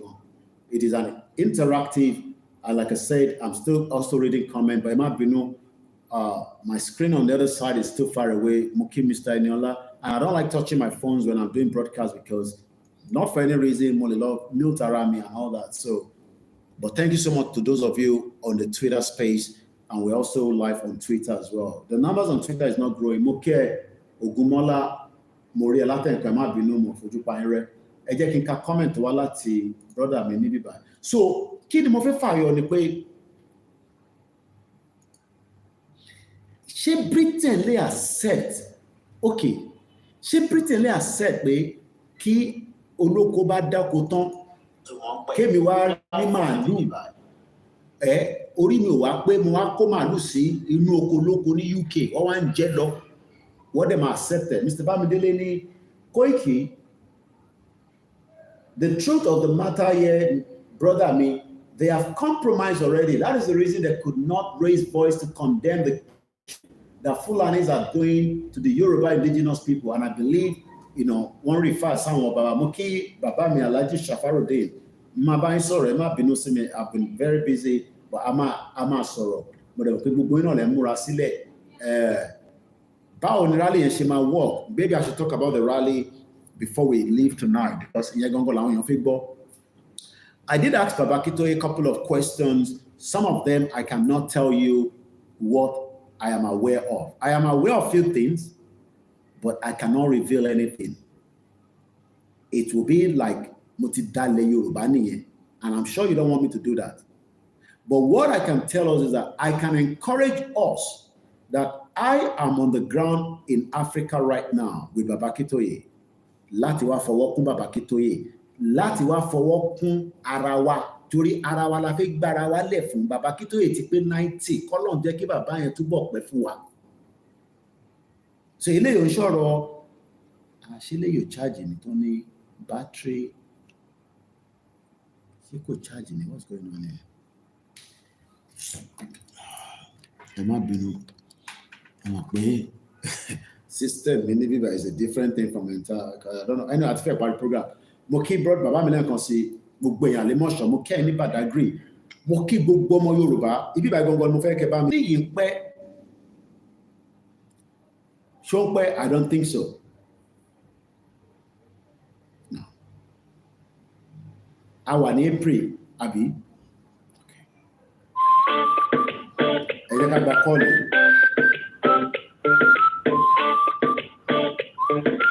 Ẹ ká sáré gba kọ́ọ̀lù torí pé a ní pẹ́ lórí prógrámì ẹ̀jẹ̀ ìfẹ́lẹ̀ sí channel. Ẹgbọ́n sókè ní kíákíá torí àsìkò. Mr. Koiki, ẹ kálẹ́. Ẹ káàbọ̀. Ẹ kú ètò. Ètò nìyẹn. Èmi bàjẹ́ fún yín bàbá mi. Àmín. Mo kàn fẹ́ dá sítò díẹ̀ ni. Mo fẹ́ encourage àwọn ọmọ Yorùbá. Mo kí gbogbo ọmọ Yorùbá ní eréko lẹ́yìn odi lápapọ̀. Mo kí gbogbo yín. Ẹ kú àmọ́mọ́ ara ẹ kú rọ̀jú. Adélẹ̀lẹ̀ rí lágbára lọ. Àwọn tó máa ń pè pé kò sí tó ń jẹ́ rally. Gbogbo ẹ̀yin tẹ́ máa ń pè tẹ́ máa ń sọ pé kò sí tó ń jẹ́ rally, kò sí tó ń jẹ́ kinní kan. Ẹ lọ stop ẹ̀. Tẹ́ ẹ bá dẹ̀ stop ẹ̀, ojú máa padà tì yín last ni. Ojú máa padà tì yín. Ẹ̀yin ọmọ Yorùbá, ẹ má jẹ́ káwọn kan máa pè, kan máa sọ pé kò sí tó ń jẹ́ rally. Wọ́n parọ́ fún yín ni. Any media tó bá ti fi dé àti ní dárúkọ yín sí o. Àní dárúkọ yín sí. À ń gbé kán fún wa ní date. Káwá ò bọ́yẹ máa polongo rally yẹn abẹ́ ní polongo ẹ̀. A jẹ́ wípé ẹ̀ ń tan àwọn ọmọ Yorùbá láti 4 years ago ni. Ẹ̀ ń fi ọmọ Yorùbá, ẹ̀ ń fi mídíà yín, ẹ̀ fi ń pawó sápò ara yín lásán ni. Kò ń ṣe torí Yorùbá ní sọ̀lẹ̀ lẹ́fi gbé mídíà yín kalẹ̀. Ẹ̀ ń parọ́ fáwọn ọmọ Yorùbá. Ẹni mídíà tí ò bá ti sọ̀pọ́ọ̀tì táwọn bàbá Akíntóyè ń ṣe lọ́wọ́ yìí, tí ó sọ̀pọ́ọ̀tì tí olóyè Sunday Igboho gbé dání lọ́wọ́ yìí, ẹ̀ ń parọ́ fáwọn ọmọ Yorùbá ni. Ẹ̀yin ọmọ Yorùbá bẹ̀rẹ̀ dúró tọkàntọkàn. Ẹ mọ̀ pé ń pa fún yín. Ẹ ní láti máa lọ bá wọn kẹ́ máa gbọ́n kankan lẹ́nu wọn mọ́. wọ́n parọ́ fún yín ni wọ́n parọ́ fún yín ni ó gbẹ́ni tó bá ní kò sí ní rálì irọ́ náà pa fún yín irọ́ ò náà pa fún yín àwa tá a wà nílà mọ̀ nǹkan tó ṣẹlẹ̀ ẹ̀dẹ̀ jẹ́ ká sọ fún yín gbẹ́ni tẹ́ wà ní àsúrà yìí ẹ̀yin tẹ́ ní support lásán lé ní àwa la máa ṣe finishing àwa tá a wà ní gangan ní la ní final kìíní àwa la máa ṣe finishing àwa la máa dojúkọ tó bọ̀ tí yín ní kẹ́ support wa ògbélé táwọn ẹlòmíì dúró sí ti àsúrà náà ń parọ́ fún yín ẹ̀ sọ wípé wọ́n ní wọ́n mú déètì wọn àlọ́ sí wọn kí n ti yín sẹ́yìn lè wà ń bẹ ẹgbẹ́ bàbá yín jáde dà lẹ́gbẹ̀ẹ́ ni àbẹ́rẹ́ lábúrò tó lè bọ́ síta tó lè lọ fèsì nàìjíríà gọ́ọ̀mẹ̀ntì ẹ máa dúró sí kọ́nà nìkan àwọn kan máa parọ́ fún yín adọ̀rọ̀ yín pé kò ń ṣe bọ́ sí yín ohun tọ́tọ́ fún fèrè ní bèrè ń pọ̀ síta àmọ́ bó ṣe ń lọ táwọn kan bá jókòó sí kọ́nà kan tó ń parọ́ fún yín pé ẹ̀tọ́ bàbá yẹn ṣe irọ́ náà pa fún yín àwọn nìyẹn ọlọ́run nìyẹn ó kù díẹ̀ ní ojú máa tó ti gbogbo yín tẹ bá sápamọ́ síbi kan tẹ́ ń baṣẹ́ owó bàbá yẹn jẹ́ tẹnu irọ́ ni wọ́n pa fún wọn wọ́n pa fún yẹn wọ́n pa fún àwọn ọmọ Yorùbá ó kù díẹ̀ ní ojú máa tó tì yín tó bá yá tí gbogbo ẹ̀ bá padà lò tó bá kù padà dùn níbi tó bá fẹ́ fojú sí a máa wò ẹni mídíà tí ó àní sọ̀rọ̀ sí o àní ti sọ̀rọ̀ àdúrà ẹgbẹ́ ká fi déètì síta lẹ́nu káwárí mídíà kan tó lóun ṣe Yorùbá nation kọ́ ọmọ jáde kọ́ ọmọ polongo rálì yẹn a máa kọ́ lórúkọ yín áùtù ni a máa polongo yín síta a lè jẹ́ káwọn Yorùbá mọ orú èèyàn tẹ́ jẹ́ à ń tó dé yín ni ó kù díẹ̀ ni à ń tó dé yàrá kan tó sọ yín à ń sọ gbogbo yín tẹ́yìn pa ọgbọ́n ọmọ Yorùbá tó rò pé táwọn rò pé omi máa sọ fún ọmọ máa sọ ní káwọn ti ẹ̀gbẹ́ orí inú oríta inú wo lórí ìta òkú olórí ẹ máa parọ́ fún ọmọ Yorùbá ẹ̀yìn ti mídíà torí mídíà ẹ̀yìn ẹ̀ parọ́ fún ọ pé kìíní kan wọ́n tẹ̀ ń bá yín ṣe mítí lẹ́yìn ọ̀tọ̀ ní mídíà ẹ̀ ṣe mídíà tó bá ní àwọn Akíntóyè àtúnlẹ̀ ìdájọ́ wọn kí bá wọn ṣe mítí bẹ́ẹ̀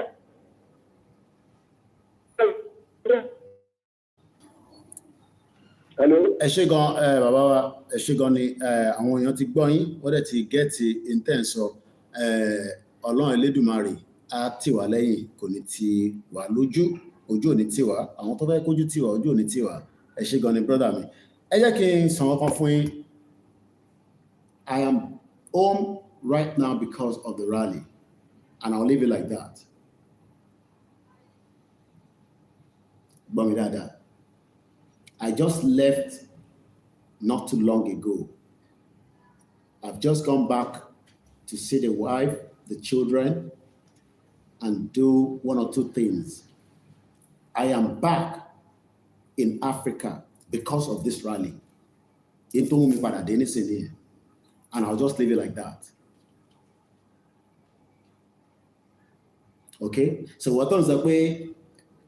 Ó ti pẹ́ èmi náà ti on the ground mo sí ní London mo báyìí mo wà ní on the ground pẹ̀lú bàbá Akíntóyè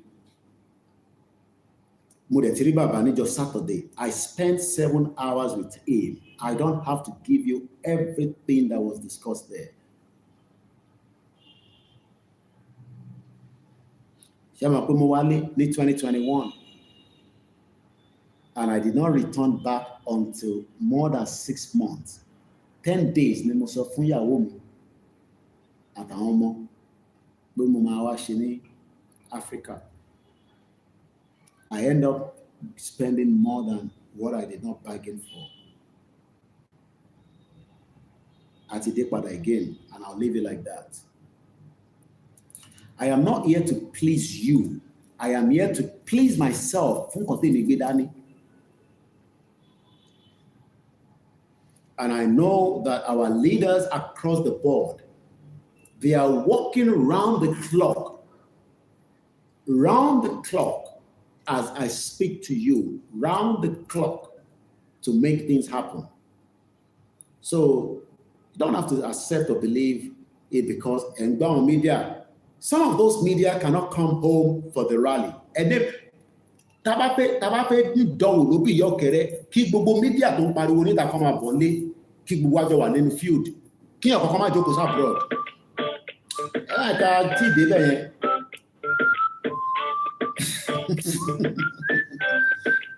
Ẹni kẹ́bí bọ́ọ̀dì máa bọ̀ ní padà.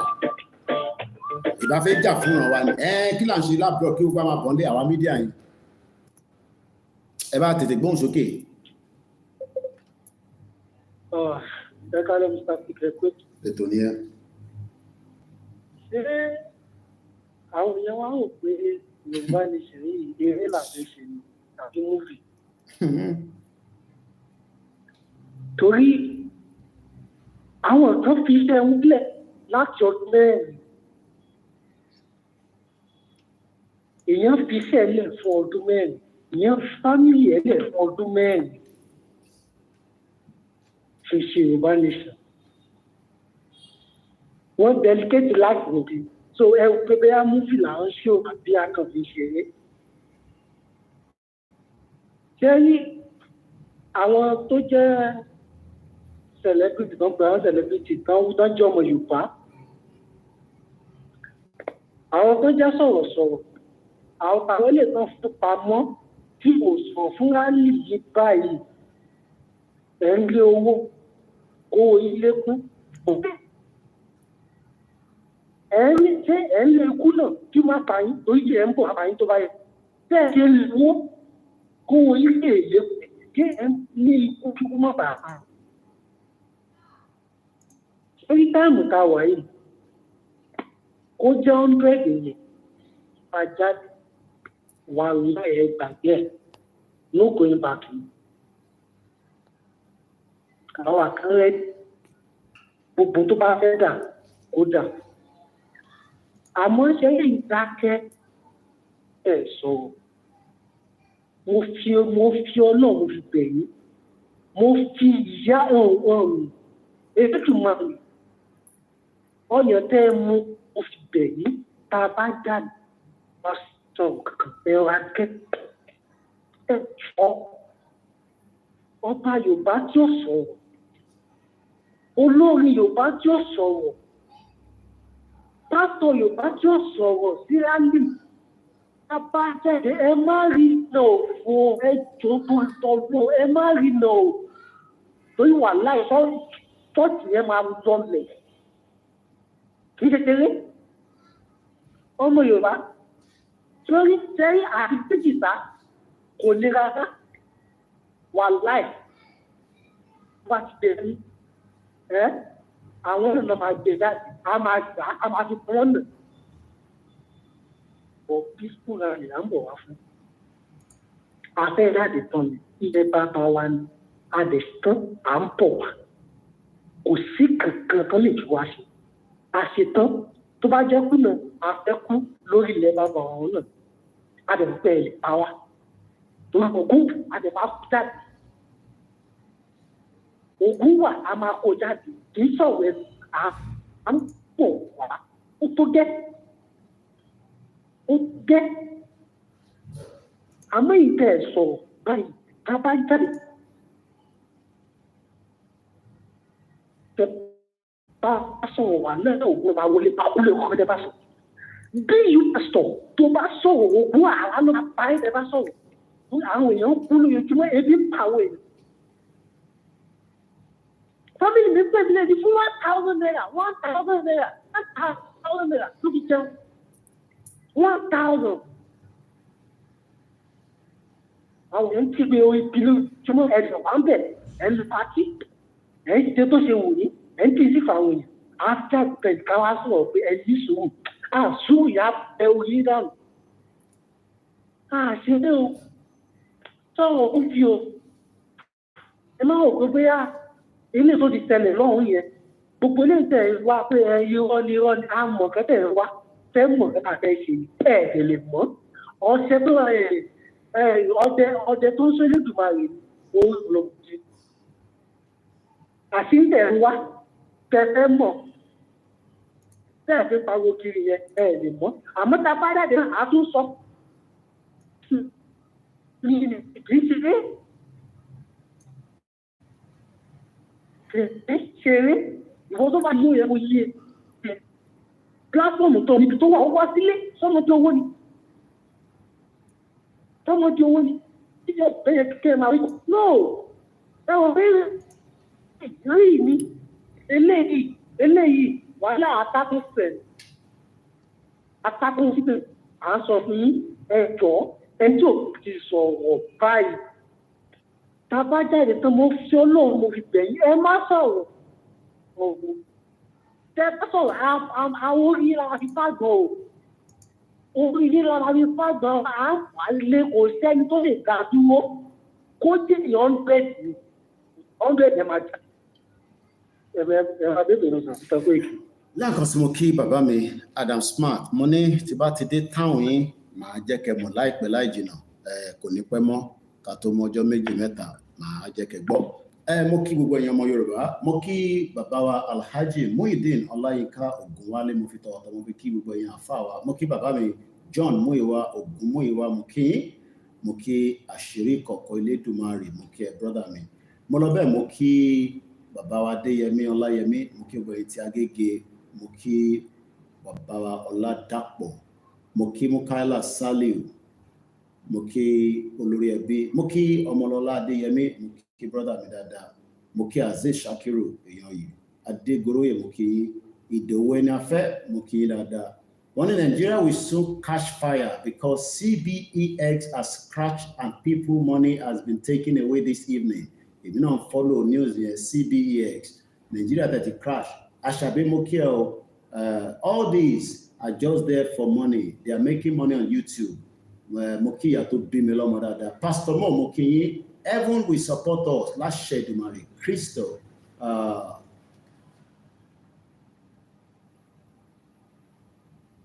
Moki Sonki, Moki Aziz, ni Miami, Moki Bomi Triple DRS, Moki Mr. Mike for real.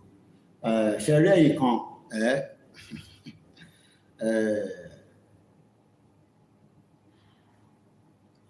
ẹ fẹ́ mọ gbogbo tó fẹ́ ṣẹlẹ̀ ni, ẹ fẹ́ mọ gbogbo tó fẹ́ ṣẹlẹ̀. But I am on the ground for the rally. That's all. I have left London to come up for the upcoming rally. That's why I've left London. Ìjọba ti no ti yá èmi ti. So kò ní jẹ́ pé ìgbà tó bá no ti yá màá ṣe máa wọ plane. Do you know it's not easy to travel from continent to continent? I'm a pẹ́. But just within the borders, ìwọ tó ń wò mí yẹn tó wà labroad tó ṣe ń doubt ìwọ ni kó lọ check rẹ pé ṣé ìwọ náà lè wá bá wa nílé ìwọ náà máa bọ̀ wá bá wa nílé fàwọn tó wà nílẹ̀ ìwọ yẹn mò ń bá sọ̀rọ̀ ìwọ tẹnu yín wa rough kò ń ṣẹ̀yìn yàn dáadáa kò ń ṣẹ̀yìn ẹ̀yìn yàn yìí ẹ̀tọ́ ẹ pé ní kankan ju pé kẹ máa bè pé níbo lọ́ bá ṣẹ́ dé talẹ̀ yín ránṣẹ́ no talẹ̀ fún iṣẹ́ tó talẹ̀ gbéṣẹ́ fún ẹgbéṣẹ́ fún bàbá kí tó yàgbé gbéṣẹ́ fún Ìgbòho ẹ fi porí Zoom láti máa gba Yorùbá Nation ni ẹ máa ṣe Zoom yìí lọ yẹn ló máa gba Yorùbá Nation fún yín orí ilẹ̀ wa láti máa gba Yorùbá Nation ẹ máa bọ̀ kẹ wá fọwọ́ kún bàbá yẹn bàbá 90 years old 90 kò lu ọ̀pá èmi tí lo glasses bàbá kí tó yóò lo glasses mo ká átíkù kan fún wọn tí mo draft níjọ́ Saturday bàbá farabalẹ̀ gbọ́ etí òdùn kò fi èwú sétí bomb bastard ẹ̀fẹ́ ti Ìgbòho síwájú èmi sọ fún Ìgbòho pàjọ máa wọ̀ on the ground ní èmi ti dé Ìgbòho sí wà Germany á bá mi nílé nígbàtígbà tó bá dé ìwọ náà wá fọwọ́ kún wa tẹ́bà wá lè fọwọ́ kún wa ẹ máa fàdúrà ràn wá lọ́wọ́ tẹ́bà criticize wa á jẹ́ pé ọmọ àlè Yorùbá lẹ́yìn fi jẹ́ ṣẹ́dá àwọn tó wà ní èyí tó máa tì wọ́n jáde ó ti wà lẹ́nu ọ̀nà wọn báyìí èmi ti wà ní mo wà on the ground ní wà báyìí èmi ò bẹ̀rù ẹni bọ́ kí ni mo fẹ́ máa bẹ̀rù fún òyìnbó tó wá ẹ má bínú ẹni tó ń pè òyìnbó tó wá kó alẹ́rù kò bẹ̀rù náà nígbà tó ń bọ̀ ọmọ àlè òyìnbó tó wá kó alẹ́rù ṣe wọ́n bẹ̀rù nígbà tó ń bọ̀ ni àwọn ọmọ ìmí mosquito ló pa tó fi padà tó padà lọ sí ìlú ẹ̀mọ́ mosquito ló jẹ́ kú bí mosquito dẹ̀ ṣe ń jẹ wọ́n lọ́n padà wá lọ́n wá sí o rò pé freedom orí social media ló ti máa gbà ni ẹ jẹ́ káwọn media kan máa sọ fún yín pé àwọn ṣe Yorùbá Nation mo ní gbogbo akọ́lájọ́ ṣe Yorùbá Nation mọ́ gbogbo akọ́lájọ́ ṣe Yorùbá Nation mọ́ fact lẹ́yìn mi ẹni kan máa bọ́n lé dánwò ló bí yọ kẹrẹ ṣèbí gbogbo wọn níwèé ẹni tó bá níwèé nìkan nínú àwọn media wa nìkan ni kò ní right láti máa bọ̀ nílé ẹni tó bá níwèé ó ní right láti wá ní kó wá fọwọ́ kún wa kò sí bá ban anybody tó máa mú anybody tá a bá ti wà nínú rally kọ́lọ́pàá wa mú mi tá a bá ti wà nínú rally kí sójà wa mú mi ẹni máa kó máa pàdé ẹni máa pa ni one bastard ẹrù wà ń ṣeré ni kò ní da fún anybody ẹgbọ́n sókè ẹni tó ń pè wá ẹ má bínú. Bàbá mi ẹ kálẹ́ sà. Ẹ káàbọ̀ sórí ètò. Ẹ kálẹ́ sà o. Ẹ rò pé múfì là ń ṣe ni ẹ kálẹ́ ẹgbọ́n sókè ẹ má bínú. Àkó tó sọ. Ta ló ń sọ̀rọ̀? Kò ní bàjẹ́ òbí sà. Láṣẹ Èdùmàrè.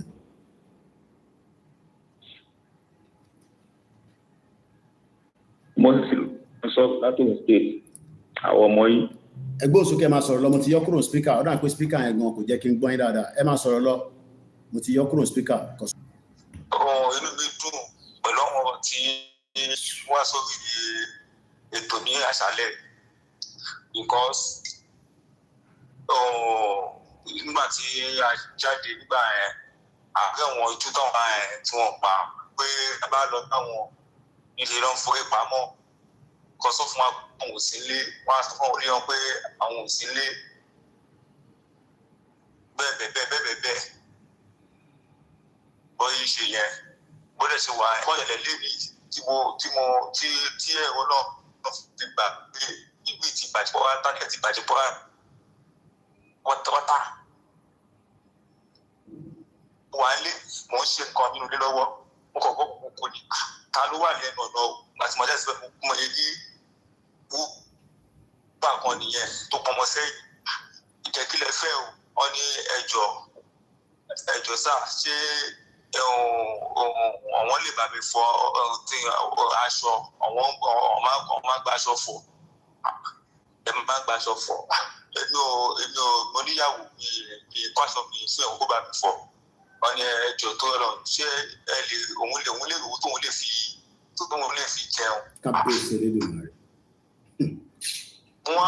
mo wá kíni wá tọ́sí mi lọ́kàn ní àárọ̀ ìpè nínú gbogbo yìí ṣé nǹkan báyìí kò ṣe ìbá ni ẹnì kan tó wá ló express nǹkan tó ń ṣẹlẹ̀ bẹ́ẹ̀ káàkiri tí a tó ń ṣẹlẹ̀ ọ ti gòkè nìyẹn ọ ti fi àwọn èèyàn débi pé àwọn èèyàn ní orí ní tí wọ́n ń wò tí wọ́n fi wọ́n ti fẹ́ jẹ wọ́n yìí fẹ́ mú kọ́sùkú àlọ́pọ̀lọ́ tó ń wò nìyẹn. Fẹ́ mọ̀ bóyá pé nǹkan kan ló fà á tí àtijọ́ wọn bí nǹkan kan ló fà á tí wọ́n fi wà ní ipò tí wọ́n wà. Tí o bá délé ní ìsìn tó bá sọ pé wọ́n fẹ́ dìbò bí kan sí àbí wọ́n gbé kíkà ráìsì wọ́n gbé kíkà ráìsì kan jáde wọ́n lọ tó máa sáré tí bẹ́ẹ̀ tó wọ́n máa lọ gbà. Nítorí pé bí APN ti wà lára wọn. Ọ̀tẹ̀ yìí kó tó bá máa ṣẹlẹ̀ ló máa ṣẹlẹ̀ o gẹ́gẹ́ bí nǹkan tí àìfẹ́sítẹ̀ ń fún wa tí èèyàn bá bẹ̀rẹ̀ láti ibì kan kò lè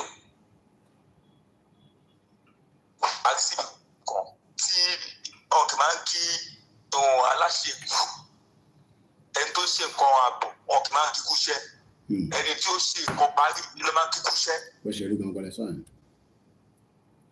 so kò sí wàhálà ìgbàkigbà tó bá yà ti dé adébáwá lára àwọn àtúntò tí wà àmì àṣẹ àdúgbò tán. kò sí tó ń bọ̀ tílé ọgbà kíyàn kan má dẹ́rù bá yàn kọ́kọ́ kò sí tó ń bọ̀ tílé ọgbà so kíyàn kankan má dẹ́rù bá anybody adébáwá láyọ̀ tàlàáfíà ni so àmì àṣẹ ilé ìṣe pé èèyàn kan tíyàn kan síwájú gbogbo àjọ on the ground ni so I on the ground ẹni tó bá dẹ̀ láyà kóun náà máa bọ̀ kó wá fọwọ́ kún wa ẹni tó bá dẹ̀ láyà kó má discourage wa láti ta má discourage anybody àdúrà ní kí n máa fi ràn wá lọ́wọ́ I need any discouragement níbi tá a dé nísìn bí nǹkan kan bá bẹ̀rẹ̀ kò ní ní parí eléyìí ti bẹ̀rẹ̀ ó dẹ̀ gbọ́dọ̀ ní parí lágbàá so bó ṣe jẹ́ nìyẹn ẹ bá ń kí gbogbo àwọn tó wà lógùn state mú kí dáadáa ẹ bá ń kí bàbá mi Alóko Lódò àti ìyá Jagun gbogbo èèyàn wa lẹ́ẹ̀kan sí kó tó di pé a máa parí ètò ẹ jẹ́ kí n sọ fún wa pé ẹ má ẹ̀kẹ́ni kankan dẹ́rù bà anybody we are coming out we are not a destructive people. Èèyàn kan ní tá bá bẹ̀rẹ̀ pé ọlọ́pàá ò gbọ́dọ̀ tún máa mú àbí kílẹ̀ sọ́mọ̀ ẹ̀. Ọlọ́pàá ṣe fẹ́ mú wa. Kí lọ ọlọ́pàá máa náà ṣe? Ṣé ìyà ò jẹ ọlọ́pàá náà ni? Ìyà ń jẹ ọlọ́pàá náà. Brother mi Fákúndà, wọ́n ní Mr. Oyegbile, when we start rally, we should not allow any bastard to arrest any one of us. We said if we arrest anybody, nobody will be able to arrest anybody. Nobody will be able to arrest anybody. So, we're good to go. Before I wrap up the program this evening, my job is to continue to encourage us to prepare that Nigeria is gone. That's number one. Yoruba wants to be an independent country. That is a must. That is non-negotiable. We cannot negotiate that for anything with anybody. Not even our kings, not even our politicians, not even international community. Nigeria is not for us.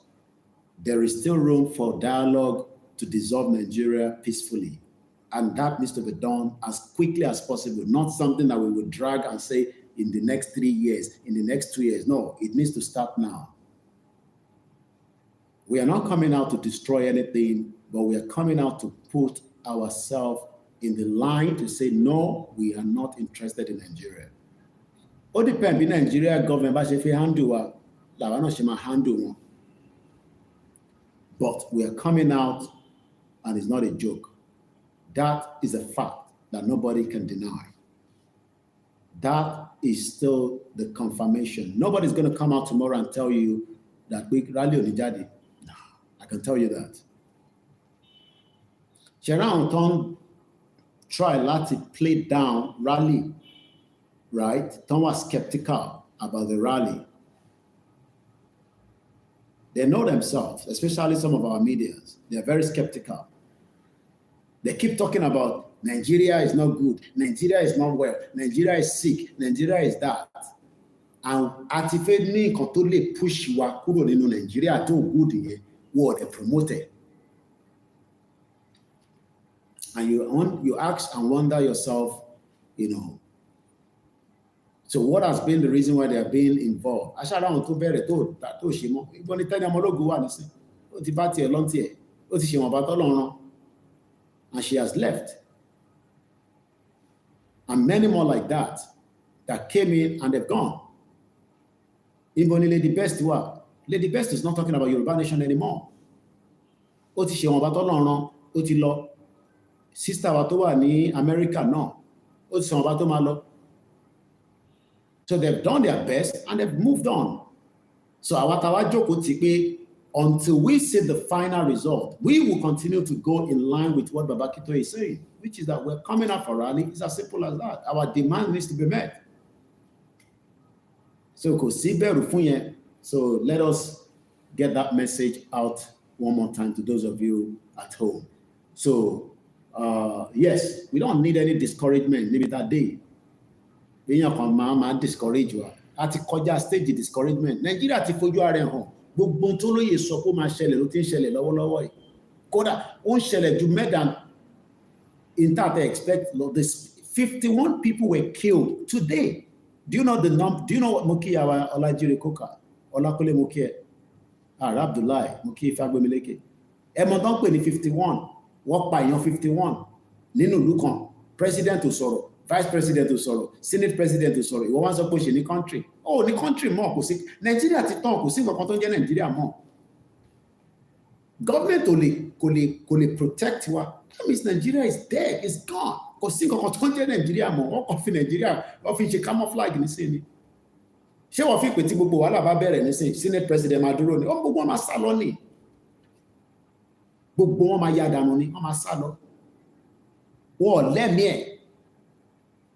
Sójà tó bá dẹ̀ jáde tó bá náà fẹ́ ṣe jàǹbá sójà yẹn tójú ẹ̀ bá rí tọmọ Yorùbá bá fojú ẹ̀ rí á máa lọ ròyìn fáwọn family ẹ̀.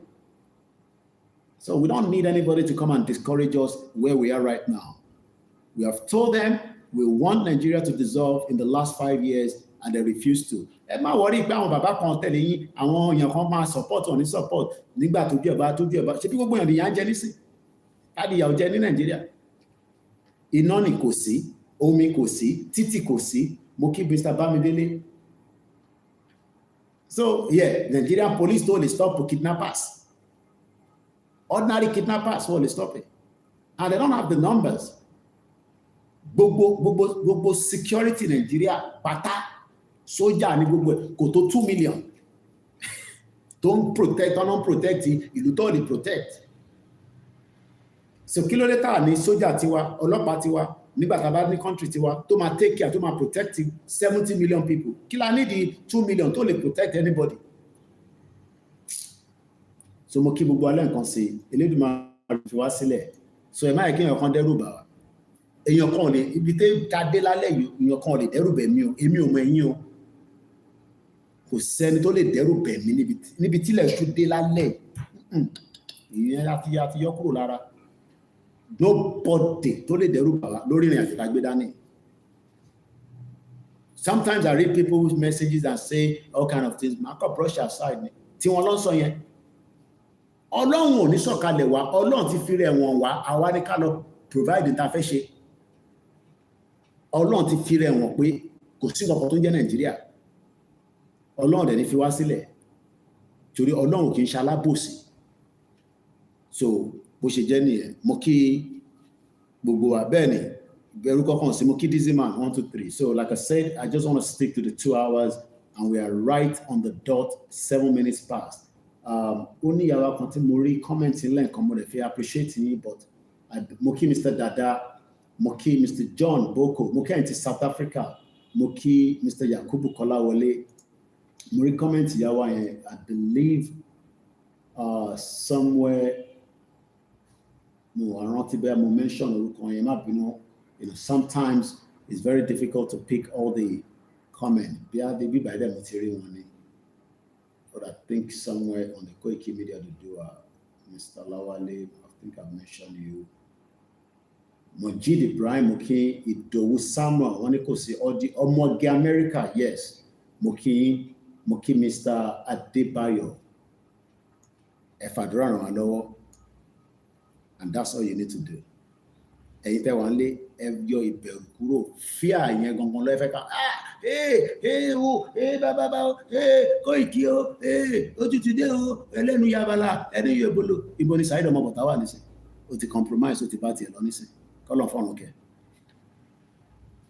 tó bá yẹ kó ní sùúrù ni àjẹmàdélẹ̀ lérè ni nígbà tó ti compromise má compromise okay má compromise.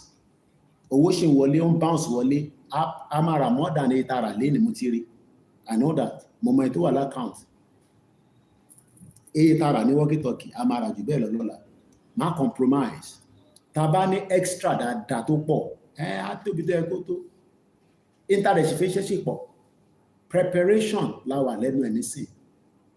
But mo tí mo date bàbá kí tó yóò sọ date sí mi létí but a ti wà ní preparation for the rally. Torí rally ni mo ṣe wá láti London tó bá yẹ mo fi London sílẹ̀ iná wà ń bẹ̀ omi wà ń bẹ̀ gbogbo nǹkan bẹ níbẹ̀ tí bá fẹ́ ṣiṣẹ́ mo níwèé láti ṣiṣẹ́ mo fi sílẹ̀ mo wá bá yín pé kájọ ṣe rally yẹn àwọn mídíà tó kù tó bá lè wálé ẹni kan máa promote rally tó bá lè wálé ó jẹ́ kó lè máa sọ pé rally ń bọ̀ o ẹ lọ máa múra sílẹ̀ o ẹ lọ máa gbára kò ṣe ká ní Fúlàní ti pààyàn o ẹ gbà wá o òkè tí Fúlàní bá pààyàn kí la máa ṣe ìyẹn la máa pariwo lórí social media lójoojúmọ́ lórí YouTube èmi ò níyàn kankan gbọ́ lórí YouTube ṣé yẹn la máa pariwo wọ́n ti pa wá o wọ́n gbà wá o ká ló máa gbà yín kò sẹ́ni ayé anybody kò sẹ́ni tó kàn wọ́n pẹ̀lú ayé tiwa làwọn lé lọ báyìí nísìn àdẹjọ́ máa lé ní àdèmàbá ọwọ́ àdèmàtẹ̀ kò sẹ́ni kankan àgbáyé bísì gan ilé ayé yìí bísì gan kò sẹ́ni kankan tó ń bọ̀ wá rescue wa àwa la máa kọ́kọ́ gbára wa sílẹ̀ kẹ́ni kankan tó wá rescue wa nígbà tó bá tọ́wá wo kí ló ń ṣẹlẹ̀ nísàlẹ̀ bẹ́ẹ̀ lọ́mọ máa ní àwọn ọmọ Yorùbá ló ní àwọn lọ́wọ́ ìgbélé tó lọ kò sẹ́ni kankan tó máa gbẹ ní kankan sílẹ̀ okay Nobody is coming to rescue you. Take this to the bank. And nobody has the monopoly to violence. Ṣùkúnú wà lórí tiwa. Ṣé ní gbogbo etí Fúlàní ṣe yẹn? Ṣùkúnú tó ju ti wọn lọ, ó wà lórí tiwa. Àwọn 16, 18, wọ́n threaten wọn, wọ́n gbébọn, wọ́n pa wá. Wọ́n pa. Ó kù díẹ̀. Ṣùkúnú wà lórí everybody wa. So mo kí gbogbo alẹ́ nǹkan sí, like I said, I don't want to go more than the hours that I've decided. Mo kí bàbá mi Bùbóyè. Nigeria is the business center. It's not a country. Ọmọ Yorùbá ìdìde látọ̀dọ̀ ẹ̀gbọ́n mi Yemi Fatoki. Ọláwálé Táíwò, wọ́n ní Nigeria is gone. Mo kẹ́yìn tẹ́ wà ní Brazil. Bàbá wa kan pè mí láti Brazil. Mo kí yín ní Brazil. Mo kí ní India. Mo kí ní gbogbo ibi tẹ́ bá wà.